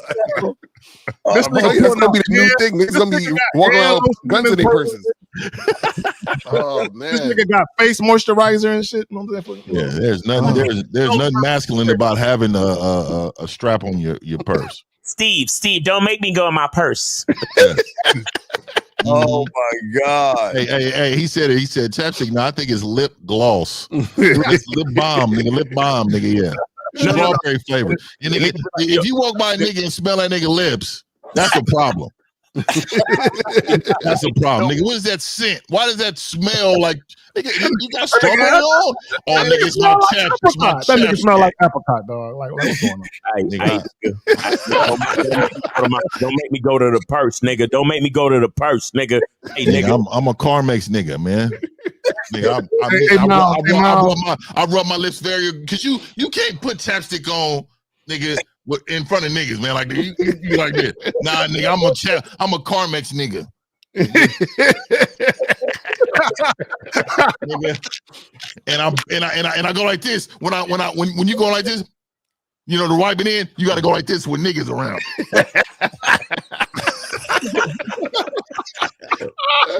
You better not do that in front of no nigga. You better not be doing it. Fuck nigga. Fuck nigga. Niggas be like this with their finger and make sure it's evenly spread and shit. Hey, that pinky out with the pinky out. I gotta evenly spread it around. What the fuck is these niggas doing, man? Oh, it's some real codes being broken daily basis, nigga. Daily basis, nigga. You gotta watch nigga with flavor. When nigga, you hear niggas. I see grown men walking out of Bath and Beyond. What is that? Grown niggas walking out with suitcases full of Bath and Beyond lotion, nigga. So you out here smelling like vanilla, coconut, and strawberry, huh, nigga? You want to be like, oh man, you smell. Smell like kiwi extract, like strawberry. Oh, all right. Vanilla, you smell like coconut, nigga.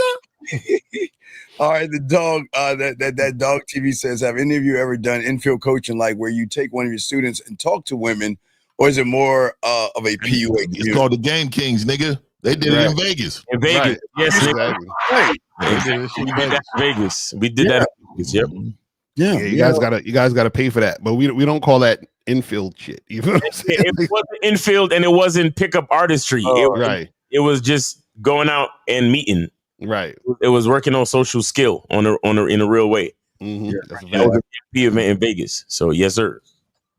Yeah. So guys, call up 833-859-8744, 833-859-8744. Call up or put a Q in the chat and ask a question. So back to the title. Why women are attracted to men who hold boundaries, mastering the skill of disappointing her. And my thing is this is my belief. I think women have like a love-hate relationship with masculinity in the sense that, one, they know they need it. But two, I think they're so used to niggas being flexible. When they deal with a man who isn't, I think they love it like a motherfucker at first, but then they settle into, you know, the realization that this is my new normal. I'm not dealing with an inconsistent man. I'm not dealing with a man who is not reliable and who doesn't stand on shit. I'm actually dealing with a man who means what he say and he does what he say he gonna do. So I think for some women, although they welcome it like a motherfucker, I think for some women it takes them getting used to because they have old ass habits that nigga got to kill off and shit. Right. Mm-hmm. No, that's real shit. And I think you have guys who are trying their best not to disappoint a woman. They're like, oh, what can I do to make you feel better? And like they're so overly concerned about, you know, what the chick is feeling. So it says, is it bad if I'm 26 and a virgin? I feel behind and it kills my self-esteem. I feel inferior to everyone. Oh my God. TJ, you need to call up, fam. That's like being being a 26-year-old virgin is not bad, but feeling inferior to everyone else, that's the bad part. Exactly. Right. Let me say this about sex, guys. Guys, stop feeling like part of being a man is having sex. Like, oh, my manhood is tied to fucking. Stop. Right. Because there's little kids out here fucking. So that ain't got nothing to do with being no fucking man. That's one.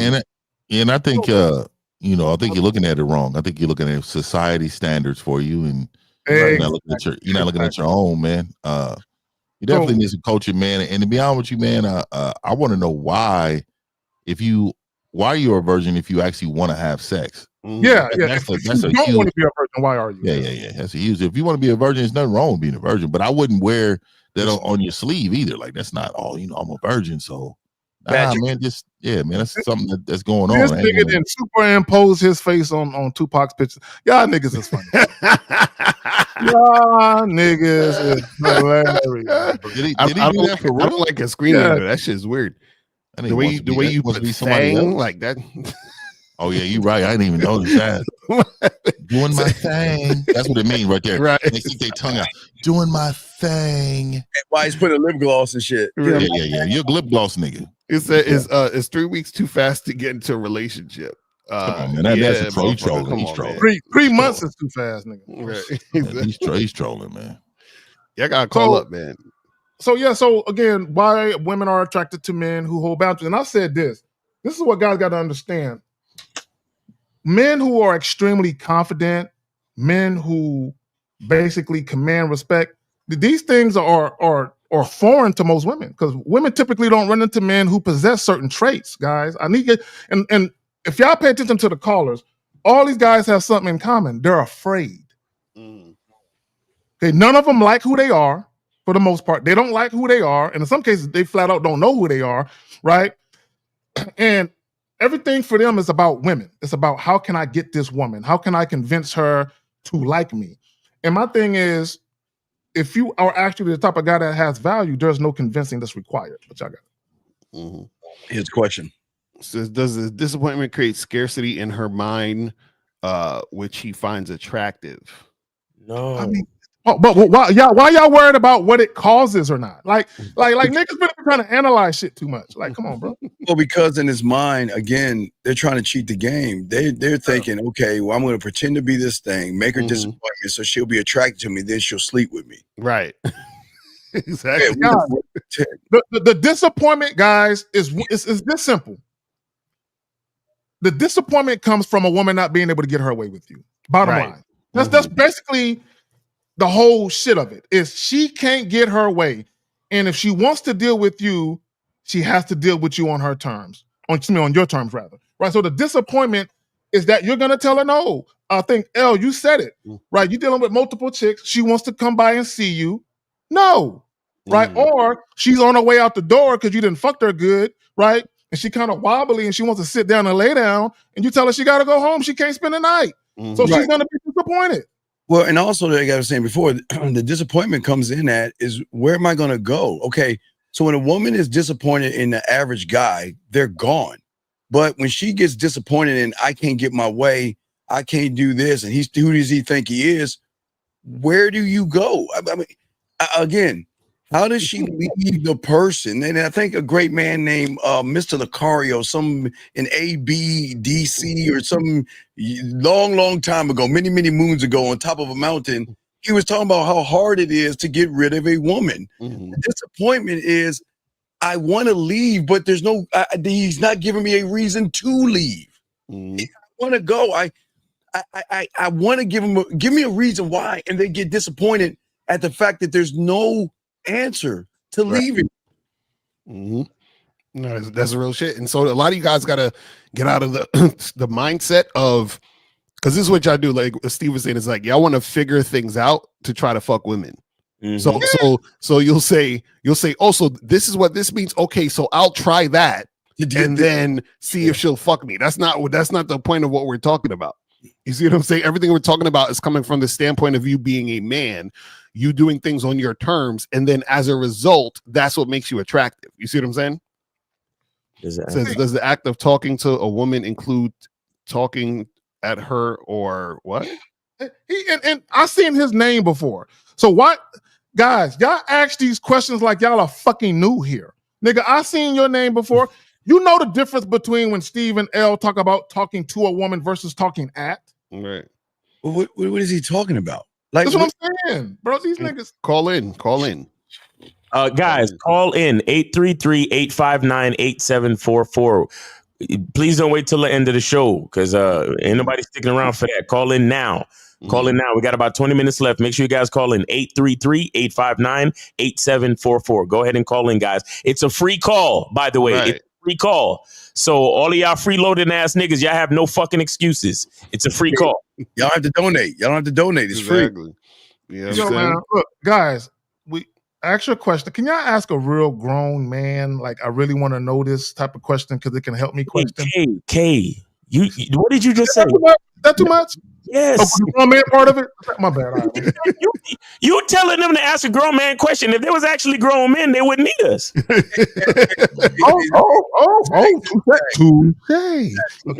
Jack, you're better off. You're better off having your cable work than these motherfuckers. So I'm just saying, this is. Right. I did kind of walk into that one. See, I did kind of walk into that one. Let's see. You got another. Taking care of the delay. Then. It said, Miles, being raised in a feminine dominated environment, could my feminine traits be clashing with women's natural nature, affecting my relationships? Are my behaviors competing with the women I date? That's a fact. That's a fact. Call the fuck in, bro. Let's call in because he asked questions yesterday on a man with a skill set joint.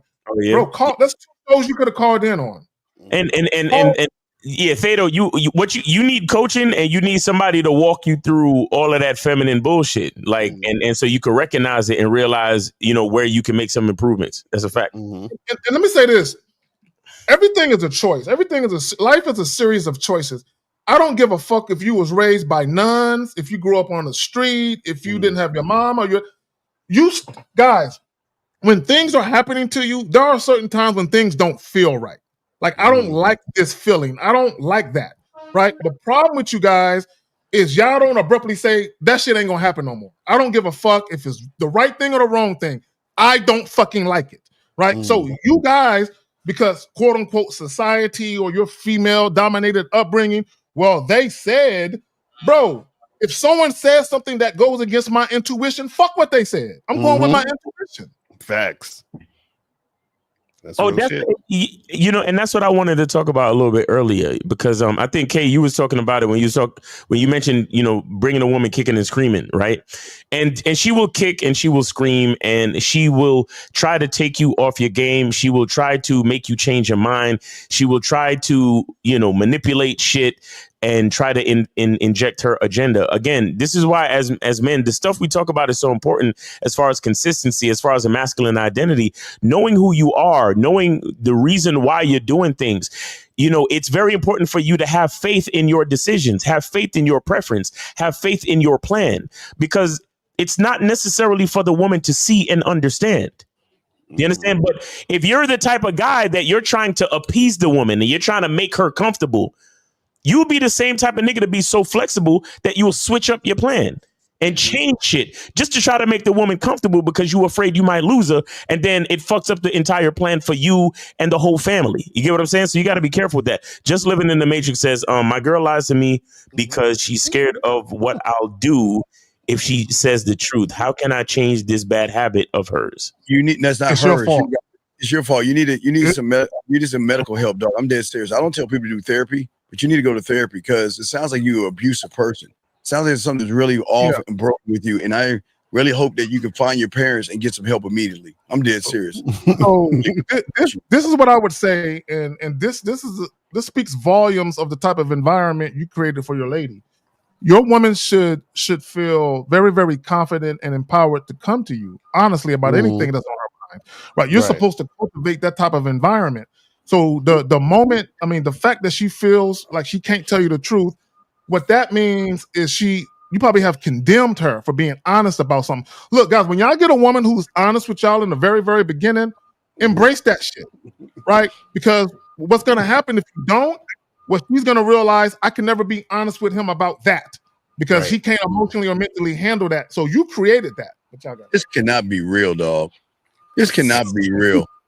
This cannot do. It's like okay, wait. It's like y'all do something hypothetical. This is hypothetical, bro. Hypothetical, because if you already did it, you can't take it back. So what do we? The card, please read. I don't even want to read it. What is he talking about? So when you got the woman over and y'all go cooking fish at the stove with the music on as you're instructing her to flip the fish or sear the fish while kissing on her neck, can that be boyfriend energy? You see, bro, nigga, you ain't never cooked a meal with a chicken in your life, bro. That's wild. We got to call. We got to call. This is exactly why. Trey, call up. You never call up, Trey. Call up. Code 270. What's your name, sir? Oh wait, name, age, and city, sir. I don't get this shit down. Name, age, city. 270. Name, age, and city. 270. Like Mouse says, going once. 270 going twice. All right, let's continue back to kissing this fake girl on the neck that he never had over his house. You don't have no woman over your house cooking no fish, dog. Why are you lying, first off? And the fact that he was this descriptive about a hypothetical where he's talking about how he's cooking a fish, nigga. You know what I'm saying? Come on, bro. Like, instructing her to flip the fish and steer the fish while kissing her on her neck. Like this it's like when this nigga had a dream last night. Go ahead. It's like what 50 said, the invisible woman. He's having these imaginations. And let me say this. Let me say this. If you got a woman at your crib in your kitchen cooking, nigga, you might as well kiss on the back of the neck, nigga, because that's boyfriend energy, nigga. She already there cooking, nigga. You might as well go all the way with it. Fuck it. Ever since I got my shit together, females I try to date. Dude, come on. What? I'm done. Go ahead. What does that mean for somebody? What shit did you get together? Because you have no game. Crazy. They try to date. No, what it sounds like? It sounds like you the type of nigga that just because you quote unquote got your shit together, you feel like you got to talk about it all the time. That's why they're trying to compete with them. Miles, thank you, brother. And on top of that, the girls don't like you. So basically what happens is that, you know, you're dealing with women who aren't really sexually attracted to you. So that's why they're giving you resistance in the first place. Right. You see what I'm saying? Because the thing is that you getting your shit together shouldn't matter really to a woman who's feeling you. Because women they fuck with dudes who don't got their shit together. Why? Because they like that motherfucker. You see what I'm saying? And let me say this, because he said he got his shit together. Okay. So when you say got your shit together, that means you got your money right. That means you kind of you live pretty much where you want to live. You drive the car where you want, you drive all the shit you want to do as far as trips. You can do this shit comfortably. So how would women know all of this? Exactly. How would women know unless you're leading with it? Exactly. And how does a woman compete with the leader if you actually are a leader? Exactly. If you're leading shit, planning it, telling her where to be, what time, what to wear, how to get down, where's the competition at? Yeah, y'all motherfuckers be so y'all put yourselves in these fucking situations and then get mad at women. Yeah. So guys, if you're ever on a date and you're bragging about the fact that you got a bachelor's and the bitch got a doctorate, she might be like, I got a doctorate, nigga, huh? Right. If you bragging about the fact that you got a Dodge SRT, nigga, she might say, nigga, I got a Mercedes, nigga, and what? Right. So my point is, and it reminds me of that Jay-Z video and shit. I can't remember the Dust Your Shoulder Off video where the nigga think he got a hot whip, but the bitch got a Ferrari, right? So what I'm saying is, when you guys lead with shit, women got the same shit men got. Women got degrees, nice cribs, whips, all of that shit, right? Mm. So trying to lead with material shit, where in many cases the women you're dating got the same shit, if not more than what you got, like it makes no sense to even bring none of that shit up. Mm-hmm. But dudes bring it up because they think that's what makes them valuable. You know what I'm saying? And that's right there. That shows you ain't got no game. This is what you guys got to understand. A lot of you guys wonder why you have issues with women. The issue is because the woman never sees you. She sees the material shit and she says, okay, this guy ain't really about shit because he's leading with that. You know what I'm saying? So, but that not only that, L. What guys don't understand from a psychological perspective, that tells women everything they need to know about you. Right. Because all women know for a fact, if a man is leading with money, he's not confident. Right. All women know this. Now, what some women will do online, they'll act like they like it because there needs to be a balance. There needs to be niggas that really got some game, and there needs to be simps and beta males. There always has to be this dynamic, always. Mm-hmm. Wait, were you next to Magnificent when he was kissing the chick? What the fuck? How do you know what he was talking about? What? How do you know what he's talking about if you wasn't next to him kissing? What are we doing? How do y'all guys answer for other men? That doesn't make any sense. No, what he really meant. Now, how do you know what he meant? Percy, call up him. Crazy. He said, how old are y'all niggas, dog? This is why, hey, gentlemen, this is why, please, ladies, keep dating them. Ladies, please go text them, go out, date them. This is why they got to share us, though, Steve. I kind of understand the question, but it's wait. He's saying he said when Magnificent Trey was talking about the kitchen vibe, does doing all that make her feel boyfriend? What is boyfriend? Or how do you have boyfriend? How many times do you use special? So how many times do you use the word special? First of all, see, this is what you guys got to understand, right? Is if you're dealing with a chick, right, and you first dealing with her, you actually shouldn't be making her feel special. You understand what I'm saying? That's the problem with y'all niggas. Y'all try to make women feel special, and that's why y'all get shit on.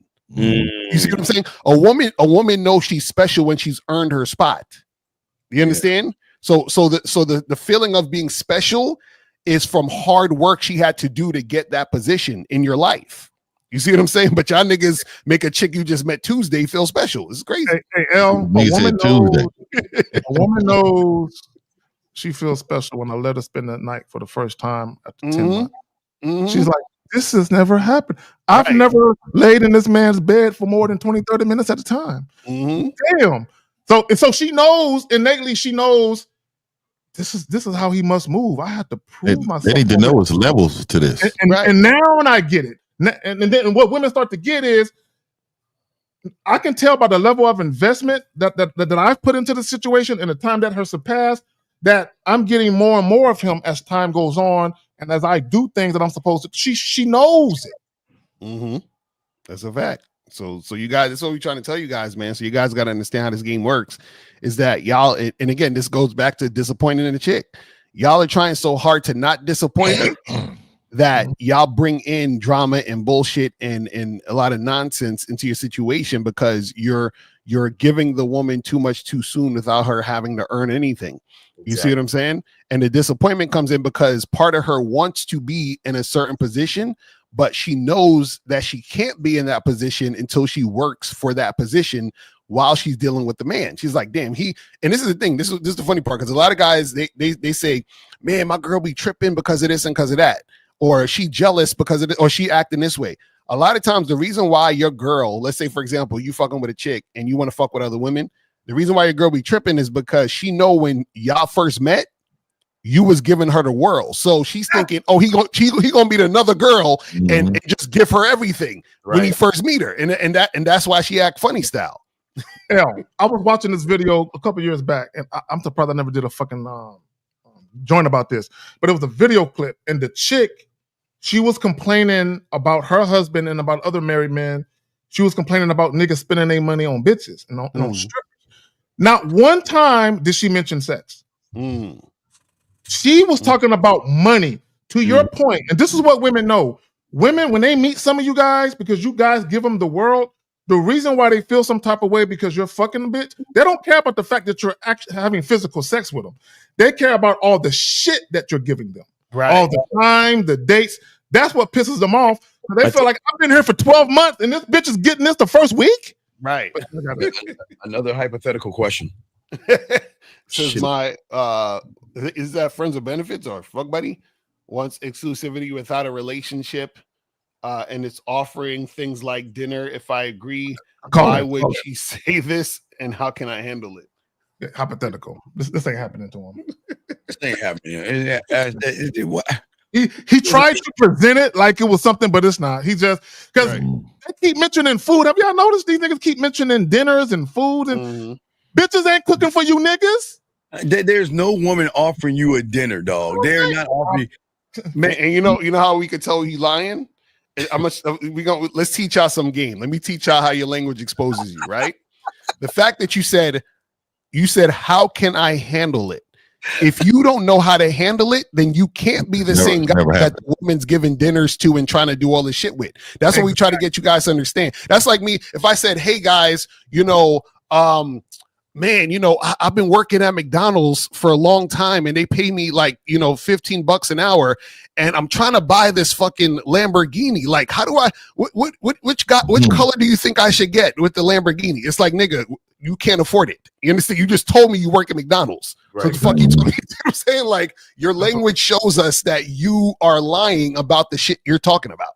Yeah, I think always trying to flip it by saying that, you know what, I'm trying to ask her to have dinner at my place or something, because it's just the way it doesn't work. It doesn't make sense. And Steve, to your point, a lot of guys are really slick with their questions. Miles, I know you remember that one joint where that wedding counselor called us up and tried to get some fucking advice. So I remember that shit. That shit was crazy. Like, you're a whole wedding counselor, and because our information is the best out there. Marriage counselor. Yeah, he was a marriage counselor.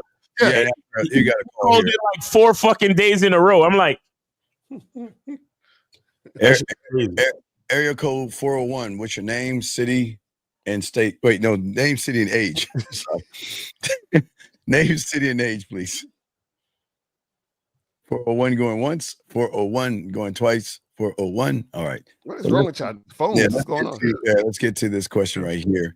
He says, when it comes to when it comes to talk to women, talking, you mean talking.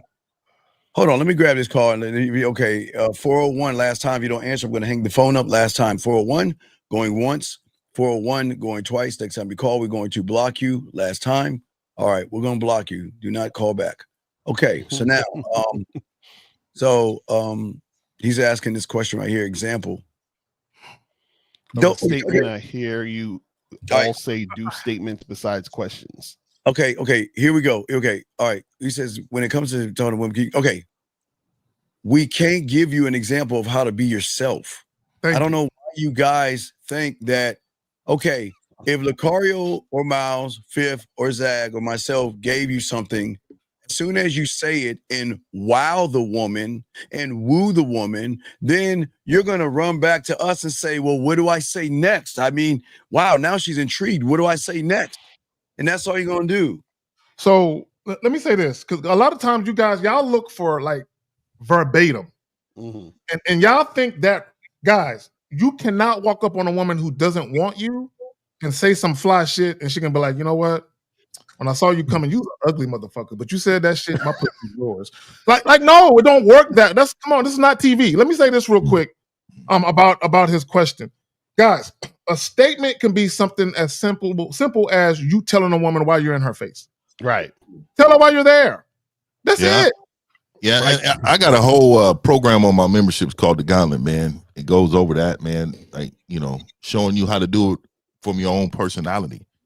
You don't have to ask questions at all. Like, y'all guys notice that these guys want to be boyfriends? Because they keep asking that. You know what I'm saying? About this boyfriend, and we got a call. Okay, Erica 216. Name, age. Yeah, my name's Jay. I'm 20 from Texas. Okay. What's the question? Yeah, what's the question? Can you get off your speakerphone, please? What's up? Yeah, I just got off the speaker. Thank you. Yeah, so I had a question. So last night I had hit the club and I seen some girl that I used to talk to. Well, not talk to, but we just matched on a little dating app. So I chopped it up with her or whatever. But as we were talking, the first time I talked to her, I put my hand around her waist and she removed it. Then the second time I seen her. Jay, do you have a pedophile or do you have a sex? Megan's Law. Yeah, is there something wrong? How old are you? How old did you say you was? 20. Okay, so what gave you the right to touch a woman without her fucking permission? I'm always doing that. That's the indication if she likes you or not. She lets you touch her. Oh my God! Caller, real quick. Caller. That's not. Look, guys, real quick. Hold on, Zach. Let's say this. Hey, if this goes to court, we just want to say all 5 of us have tried to tell this motherfucker not to do it. When he goes and catch a case, we told him no. Go ahead, Zach. Go ahead. You got it, Zach. The most efficient and proficient way to go about what you're doing without getting yourself into a situation is you need to have social awareness and be able to read the room before you put your hands on a woman. So what you're doing, real quick, what you're doing is you're just touching women, seeing what they're going to do. That's not the move. The dominant way to do it because you're talking to one who's very aggressive in approach, but even I know, right? So you have to have a like I like what Zach said, you got to read the room. But so it is how you present yourself for one, but then you still got to make her have a choice, right? So rolling up on her, you know the conversation is good. You got her ear. She's smiling, she's laughing, she's moving. You tell her, hey, bring that over here. All right, fifth. If she's putting it close, she's bringing it close to me, then she's consenting to what's about to happen. All right, fifth, dominant man, dominant move. Now, caller, why don't you tell us what you said to her so I can show all you guys why it's going to be a creepy ass move? I bet you he never flirted with her. Right. What were y'all talking about before you put your hand on her or her hips? What did you talk to her about? Yeah, it wasn't nothing. She just. So then, if you're talking about nothing, you put your hand on her, you're creepy. What were you? It was just she. So what happened was she kept like staring at me from across the room. So I was like, all right, like. How do you know she was staring from you? How do you know that? Because you were staring at her. Because you were staring at her, motherfucker. You didn't know. No. I was with one of my homies, and he kept saying, "Hey, you know who that is?" Like she keep looking. Wait. So your butt buddy's looking at women for you? Something's not right now. Now everything's really not adding up. So your little homeboy was watching other women watch you. How did he know? We were in there chilling, having a great time, and the girl had like kept walking past me, and he was like, "Hey, you know who that is? She keep looking at you." So as I look up, I see me and it's a girl that I already talked to before. Okay, so wait, so you said you talked to her online? Is that what you said earlier? Yeah, we matched on the dating app. Okay, so why didn't y'all meet from the dating app? I had text her like trying to set something up. Like I told her I was like, text my number so I could set something up. We could go out. And then she never texted me back. And then when she seen me, I just seen her in public. That's it. Oh, okay. So wait. So if she didn't text you back, what does that say? Yeah, true. No. Man. What does that mean? What does that mean? What does that mean? That don't mean that she highly interested. Right. So she's not highly interested in you. Wait, who is the one that told you that's the chick from the dating app? Was it you or your boy? Now he recognized that was her after he saw her. So if she doesn't like you, why are you putting your hands on someone that doesn't like you? No, see what happened was she had text my number after, and she said, "Sorry, I wanted to talk to you. I was just nervous." That's what she said. That's what she texted. No, caller, listen, real quick. I want y'all guys to understand something. Once a woman plays with you, she will always play with you. It won't stop. Right? It might be infrequent, but she will always play with you because you've shown her that you are a fucking chew toy. So the time when you put your hand on her waist and she moved your hand away, what she said is, "I'm not sexually attracted to you." That's what she said when she did that. So you shouldn't want to deal with her ever, no matter what she says or does at that point. Right. Actually, she said it before it when she didn't text him. Yeah. when you try to set something up, that was her saying it the first time. Stop giving women. See, guys, look, let me explain something to y'all. When women come back after they kind of, play with you a little bit and they come back to fuck with you, they're doing that because they know you're easy. That's it. They know you're easy. They already know he probably ain't got no boundaries. This nigga think I'm cute, right? And I know that most men are easily controlled with the prospect of sex. So all I got to do is talk to him, and he will automatically assume he got a chance to hit this.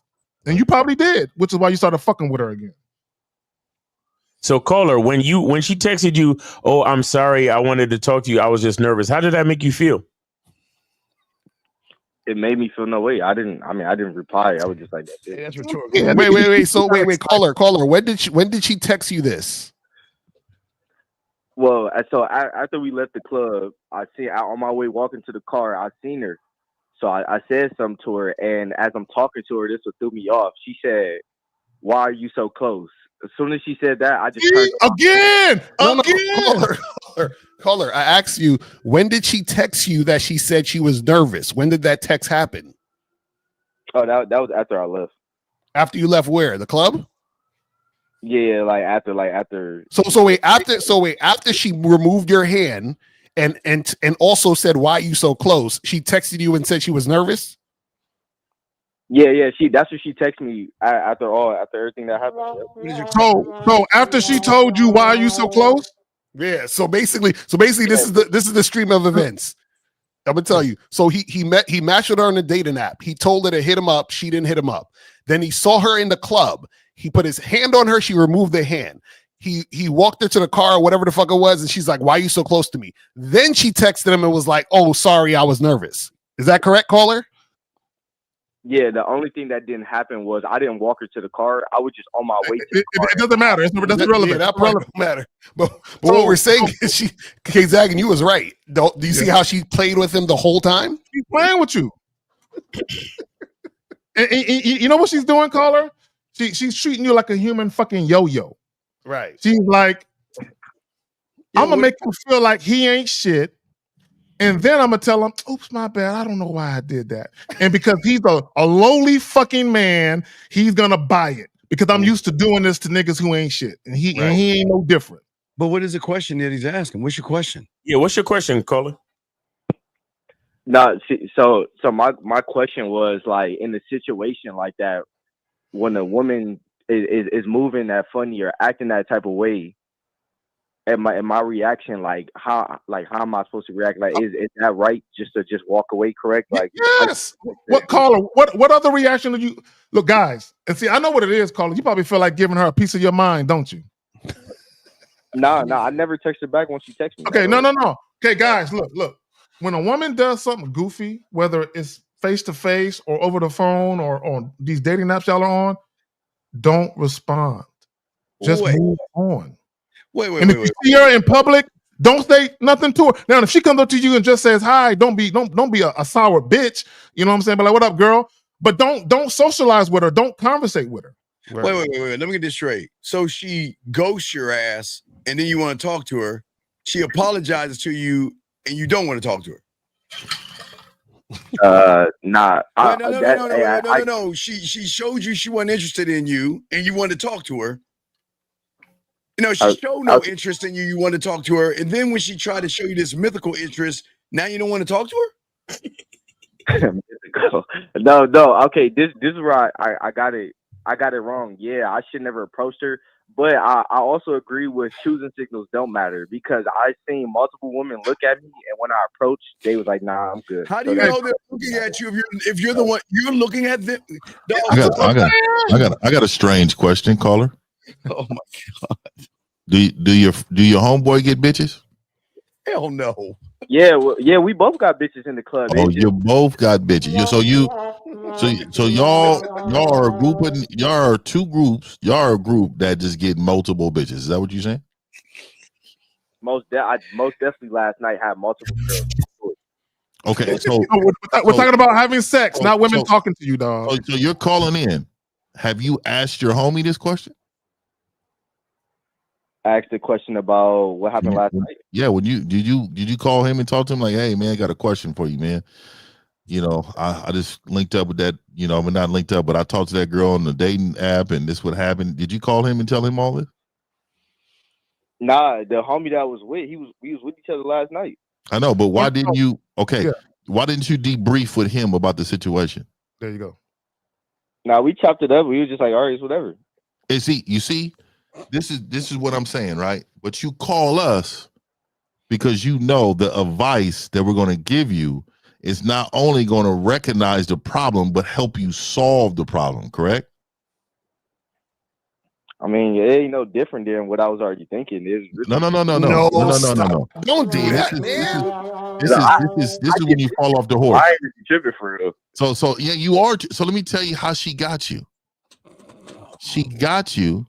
She's in your mind. She's the invisible woman. She's in your mind. Mm-hmm. You just have imagination about who that woman is, why she did this, why she did that, and you don't really understand it. So you're just like, instead of me getting my game, I'm going to just move on and repeat the same process with the next woman. Yep, and call her. She knew you wasn't shit when you put your hand around her waist after she ignored your shit from the date. Mm-hmm. That's when she realized this motherfucker is a glutton for punishment. Mm-hmm. Is your parents around? Nah, I think they back on the way home though. No. Wait. I didn't say live. I don't mean like live with your parents. Did your parents ever teach you how to keep your hands to yourself? Who are you learning your manners from? So you're telling me walking up in the club to a chick and putting your arm around her, that's bad? Like Okay, caller. Okay, I'm gonna say this again. Okay, caller, listen. For you to just walk up on a woman and just arbitrarily put your hands on her, don't do that. Okay, guys? Okay, listen. When we talk to women, we know what we're seeing. We understand. But let me just say this. I want to speed up because I don't want to take too much time. Guys, if you really want to know what's up with women, start flirting right away.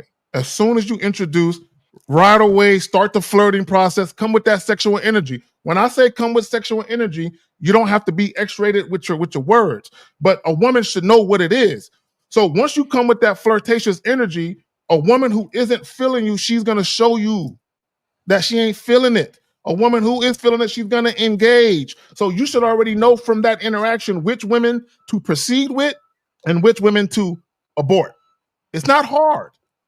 So Carl, let me ask you a question. You ever been to a fast food restaurant and you order like a cheeseburger or some shit? What do they usually ask you after that? After I place my order. Yeah, like you say, let me get a cheeseburger. What you ever heard them say? Would you like fries with that? Yeah, they'll say, do you want a combo or something? Right, exactly. Why are they asking you that? Just to see if I would like anything else, because I didn't state what I wanted. Right, because you've already shown that you're interested in purchasing food.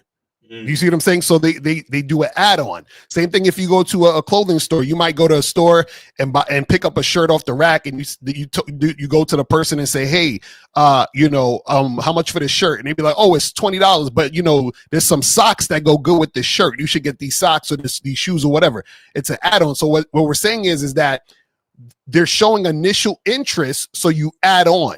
What you're doing is you don't even see if the woman has initial interest yet before you start touching. So what we're telling you is you have to see if the woman has initial interest before you start touching. So what you need to do is talk to the woman, use your words, and then, see if she's responsive to the flirting. Then if she's responsive to the flirting and she's coming closer to you and interacting with you, then you touch the woman.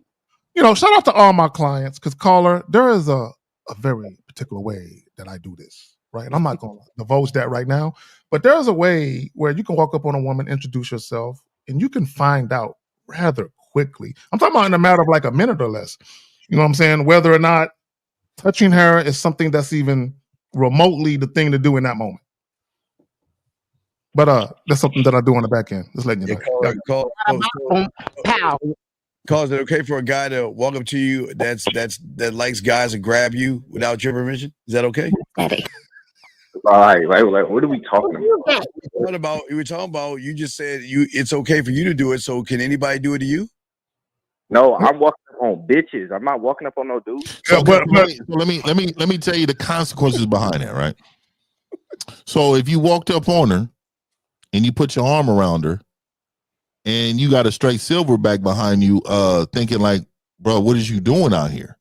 Like, and she's like moving your arm quickly.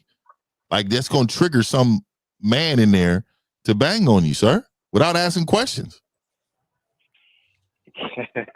So we out here protecting the bitches for bro, no, Paul, you understand? Do you understand what I just said to you, dog? This dude's wild.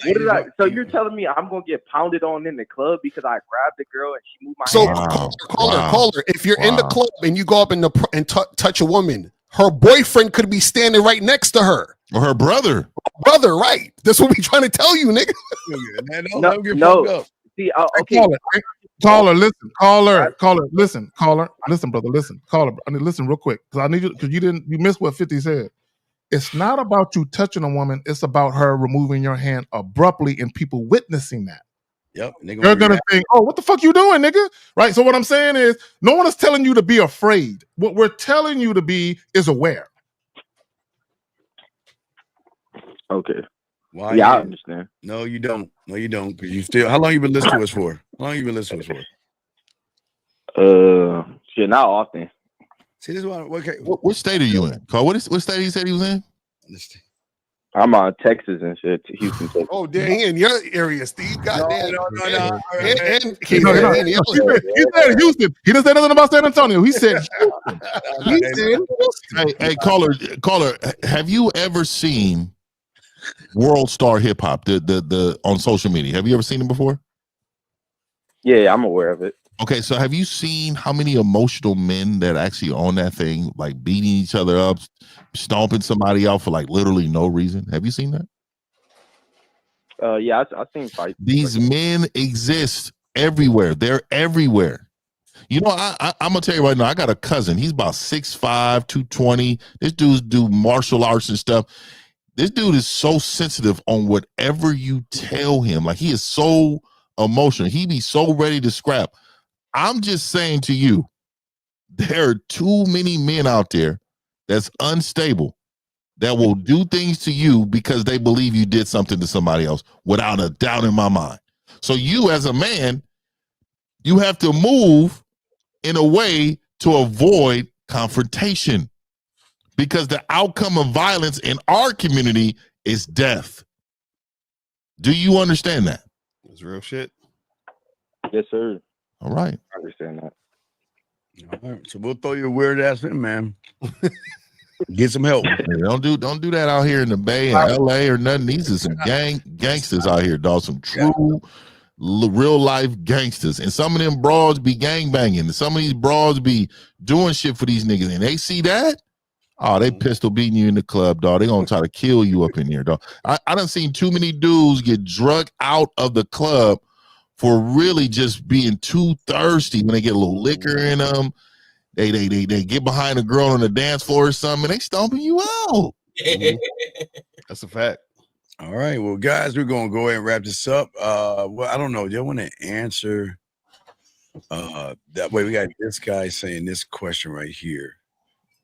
So, man, y'all put what? Y'all put me on game on how to differentiate between genuine attraction and love bombing with the intent to manipulate. All right. I mean, I don't know if that's a question. Yeah, I know what that means. I'm sorry. Look at this one, Lord. When campaigning in the streets of my city, why or why not is flirting with the woman needed if I'm viewing and being myself as the catch? You're not the catch.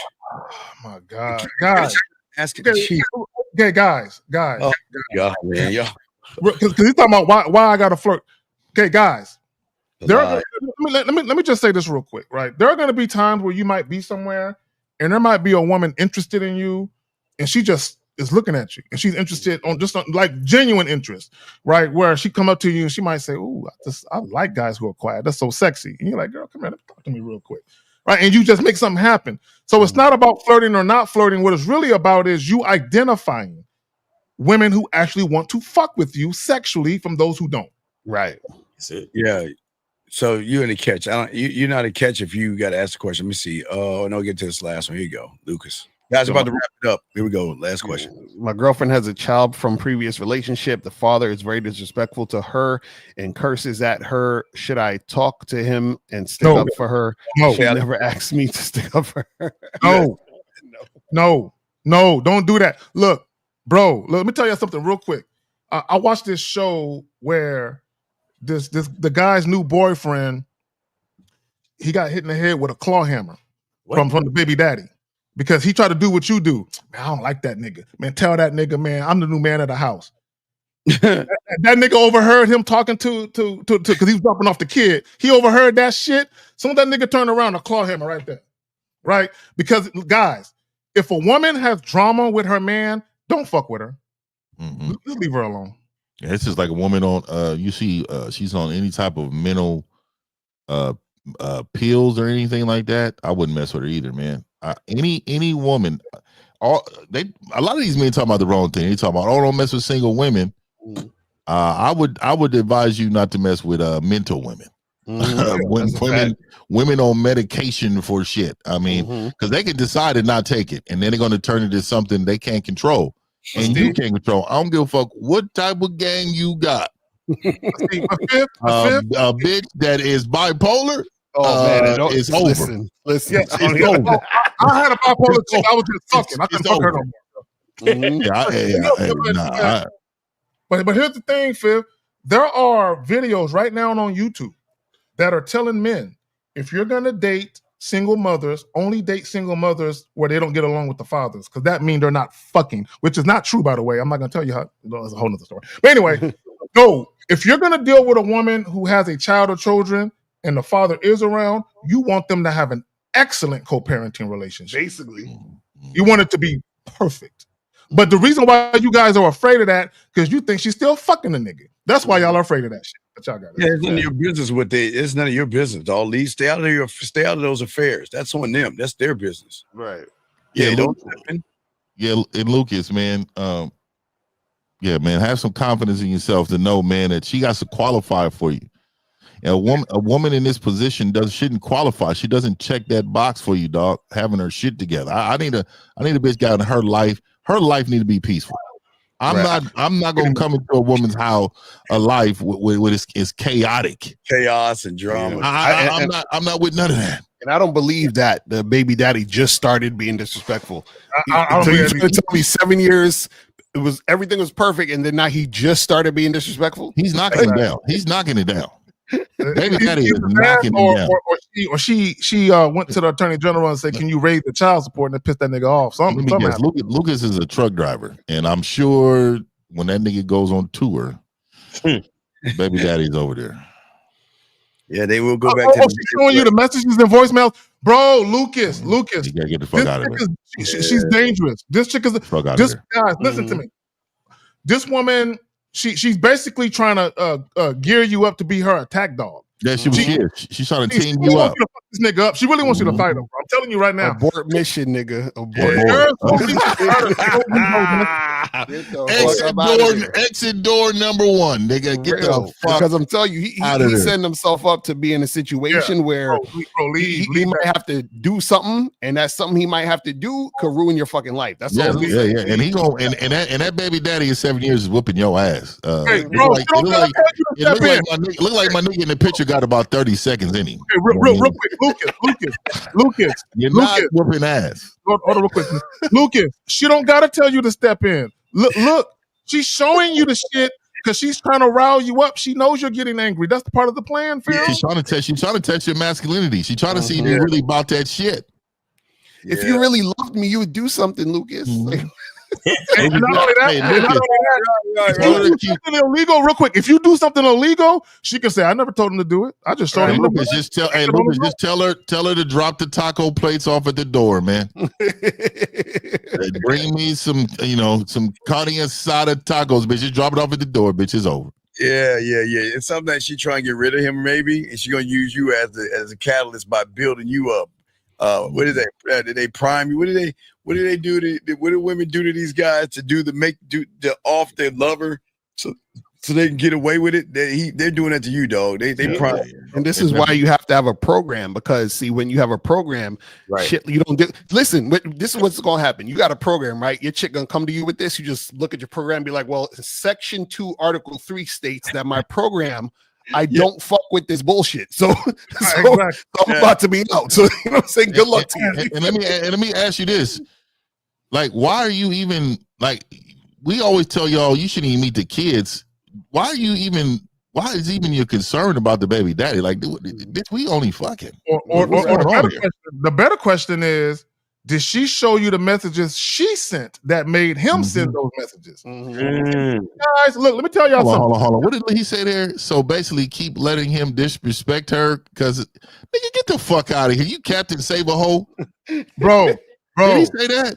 Okay, Lucas. It's not your responsibility. Then make it fuck that bitch. Lucas, did you see the mess, guys? Oh, this is his girlfriend in 7 years. Yeah. Lucas. Nigga. Did you see the messages that she sent to him that made him respond that way? Ask her to go see. You're taking her word for it because you're fucking her. Look, let me tell you something. And women, I love y'all, but these bitches be lying too, including your mama and your grandmother and your aunt and your daughter. These bitches lie too. Stop taking a woman's word for it just because you're fucking her. 7 years how old are these kids? How old are these kids, bro? See, it comes to a certain age too. These kids don't even need to talk today. The mother and father don't need to talk no more. These kids is old enough, unless it got something to do with school or something like that. Other than that, they got cell phones, bro. They're talking on the phone to their dad. Oh, my dad is coming over to pick me up. Okay, good. All right, have a good day. He don't need to call mama to say, hey, had the kids ready. How old are these kids? The kid is 8. Nigga, so let me. He been there since the kid was 1. So again, you have not established dominance enough for that man to respect that household. So you are not somebody he respects. So again, Lucas, he's coming to kick your ass. Lucas, if you are in this chat and you're asking us what to do, you never had a program to begin with. Exactly. Well, let me say this. This is important, guys. You're dealing with a man who has a child. He will die for that child. No, you don't have to. It makes no sense. Look, and I got kids, nigga. It'll be a whole lot of dead bodies, nigga, behind my baby. So, and God is my witness. I swear to God, nigga, mine too. So what you have to understand is that man has a child. If he feels you are a threat to his authority when it comes to that child, bro, you don't know what he'll do to get rid of that threat. Yeah, and real quick, this is the very last one. We're gonna be done with Lucas. He won't call in, but look, as we were saying before we got the call, something about you young men, y'all act like y'all don't want to be boyfriends. Y'all act like y'all don't want relationships. Everything you notice, everything they keep pushing this boyfriend energy thing around, like you're really that man. Like it's weird. It's like y'all want a girlfriend. Yeah, they want a girlfriend bad, but this is what I tell you guys. Go to badboymembership.com. I teach you guys how to vet. You know what I'm saying? And I'm going to be coming out with a new vetting program within the next month. So you guys got to, because this is the thing, you asking, isn't there a fine line to walk between them because a woman has to show you value outside of sex? Yeah, and that's what happens as time goes on. But the fact is that you guys are so thirsty for a relationship, y'all be doing all this extra shit on day 2. You know what I'm saying? It's crazy. That's what I'm saying. How can she show? How can she show you value when you don't have any value? That's what I understand. Right, you don't have a program, so you have no value, James. So how are you asking about things that are above your pay grade? See, and let me just say this: a lot of you guys, and I know we're in overtime, Malcolm. I was looking like nigga, I got something I got to do real quick, guys. Bad Boy Membership. L talks about the vetting process. If y'all, the words that people use to describe their memberships, go to that person directly. And what is Lucas talking about? He says, so when April gets disrespected. Oh my God. What is he talking about? I don't like how he bolded that shit like he yelling at us. Nigga, lower your tone in this fucking sentence. What does that even mean? What is this? Who's you talking to? Oh, you'll get fucked up. This is exactly why. See, he's emotional. I will fuck Lucas up. You ever watch? You see how he is right now with Lucario? He gonna go over there and get his ass fucked up. Get his ass fucked up. So he said so when a man is in April's face and disrespectful to her, Lucario can't say nothing to that man. April don't got a baby daddy. That's what I'm saying. So, what are we talking about? Yeah. So you chose to deal with a woman who has a baby daddy. So that means you should have when you deal with a woman who has a baby daddy, you have to vet her and the nigga. You understand what I'm saying? And the nigga and the Lucario. To be honest with you, I will never tell a man to date any woman, like vet any woman with kids that young, nigga. I'm gonna tell you why. Nigga, why are you around a woman with a child 1 year old, stealing diapers and all type of shit? Yeah. Dog, let me just tell you right now, I would already saw that she don't have enough time to do what I need her to do. That's one. For two, look, let me just say this. The likelihood of things in the life changing for this woman it's rare, dog. She's going to go back to her habits of whatever she did with that man. I'm telling you, dog. Is it something y'all are saying in the water where they just want to defend their position and shit? When y'all just Miles, shout out to Miles of Language Expose You. I want y'all to see what he's saying now, and then I'm gonna find the fucking message that he put out first. Now, okay. My bad. You're saying this is what he said first, right? All right. Watch what he says. All this, right? Now look at him getting like doing a Lucas. He did a Lucas. Look at this. It's just like going on dates, but with more than one woman. You're saying a nigga can't enjoy women. No. James. This is what we're saying. James, go on as many dates and give all the boyfriend energy you want to these women. Go wine and dine, have them spend a night, have candlelight dinners in your house on the second time you meet the woman, rub her feet the third time you met her, and talk about your life and do all those things because you like to do that. Now, this is what I'll say. Don't come to us complaining when that woman starts giving you drama, when she starts fucking giving you attitude because now she expects more from you because you've been giving her too much too soon. So that's all I'm saying. Don't talk shit to us when that shit start happening. That's all I'm saying. Let me say this, Lucas, because now he's using a hypothetical. What if April had a baby daddy? Hold on, real quick. Let me say this. Let me say this. James. All right, hold on, James. Let's get to Lucas and we'll get back to you, James. Go ahead. Real quick. Okay, let me just make this clear. Guys, when a woman has a child or children by another man, and there's drama between that woman and that man, you can't control that. There's nothing you can do to control that. That's between them. You need to decide whether or not this is worthy of dealing with. Your peace, happiness, joy, and tranquility has been disrupted by this bitch and her man. You need to leave her alone. See, you think fighting him is the answer. No, getting rid of the woman is the answer. But you don't want to do that because you pussy whipped. So back to you, James. James, look what you're saying. Now you're getting in your fucking feelings, James. Look what you're saying. But everybody, look what he said. This is his first question. What do you say? He want a gift? What are you talking about? What are you fucking talking about, James? What are you saying? Can anybody decipher anybody on this panel? Decipher what the fuck? No. This is the thing. James is the average guy who wants to cupcake with women, because he just likes to be held and cuddled and be in the arms of a chick. You understand what I'm saying? Cupcake with no consequences. This is what these guys look real quick. What these guys really want to do?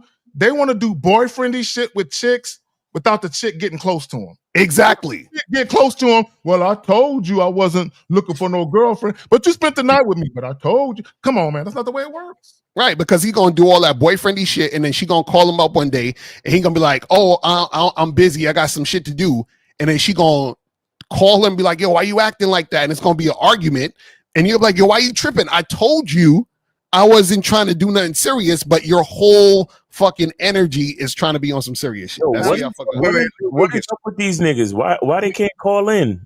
I know. Wait, Lucas, why don't you call in while James? I won't call in. Lucas, do what the fuck you want. We don't give a fuck what you do. Lucas, why you get mad at us? Why are you getting so Lucas,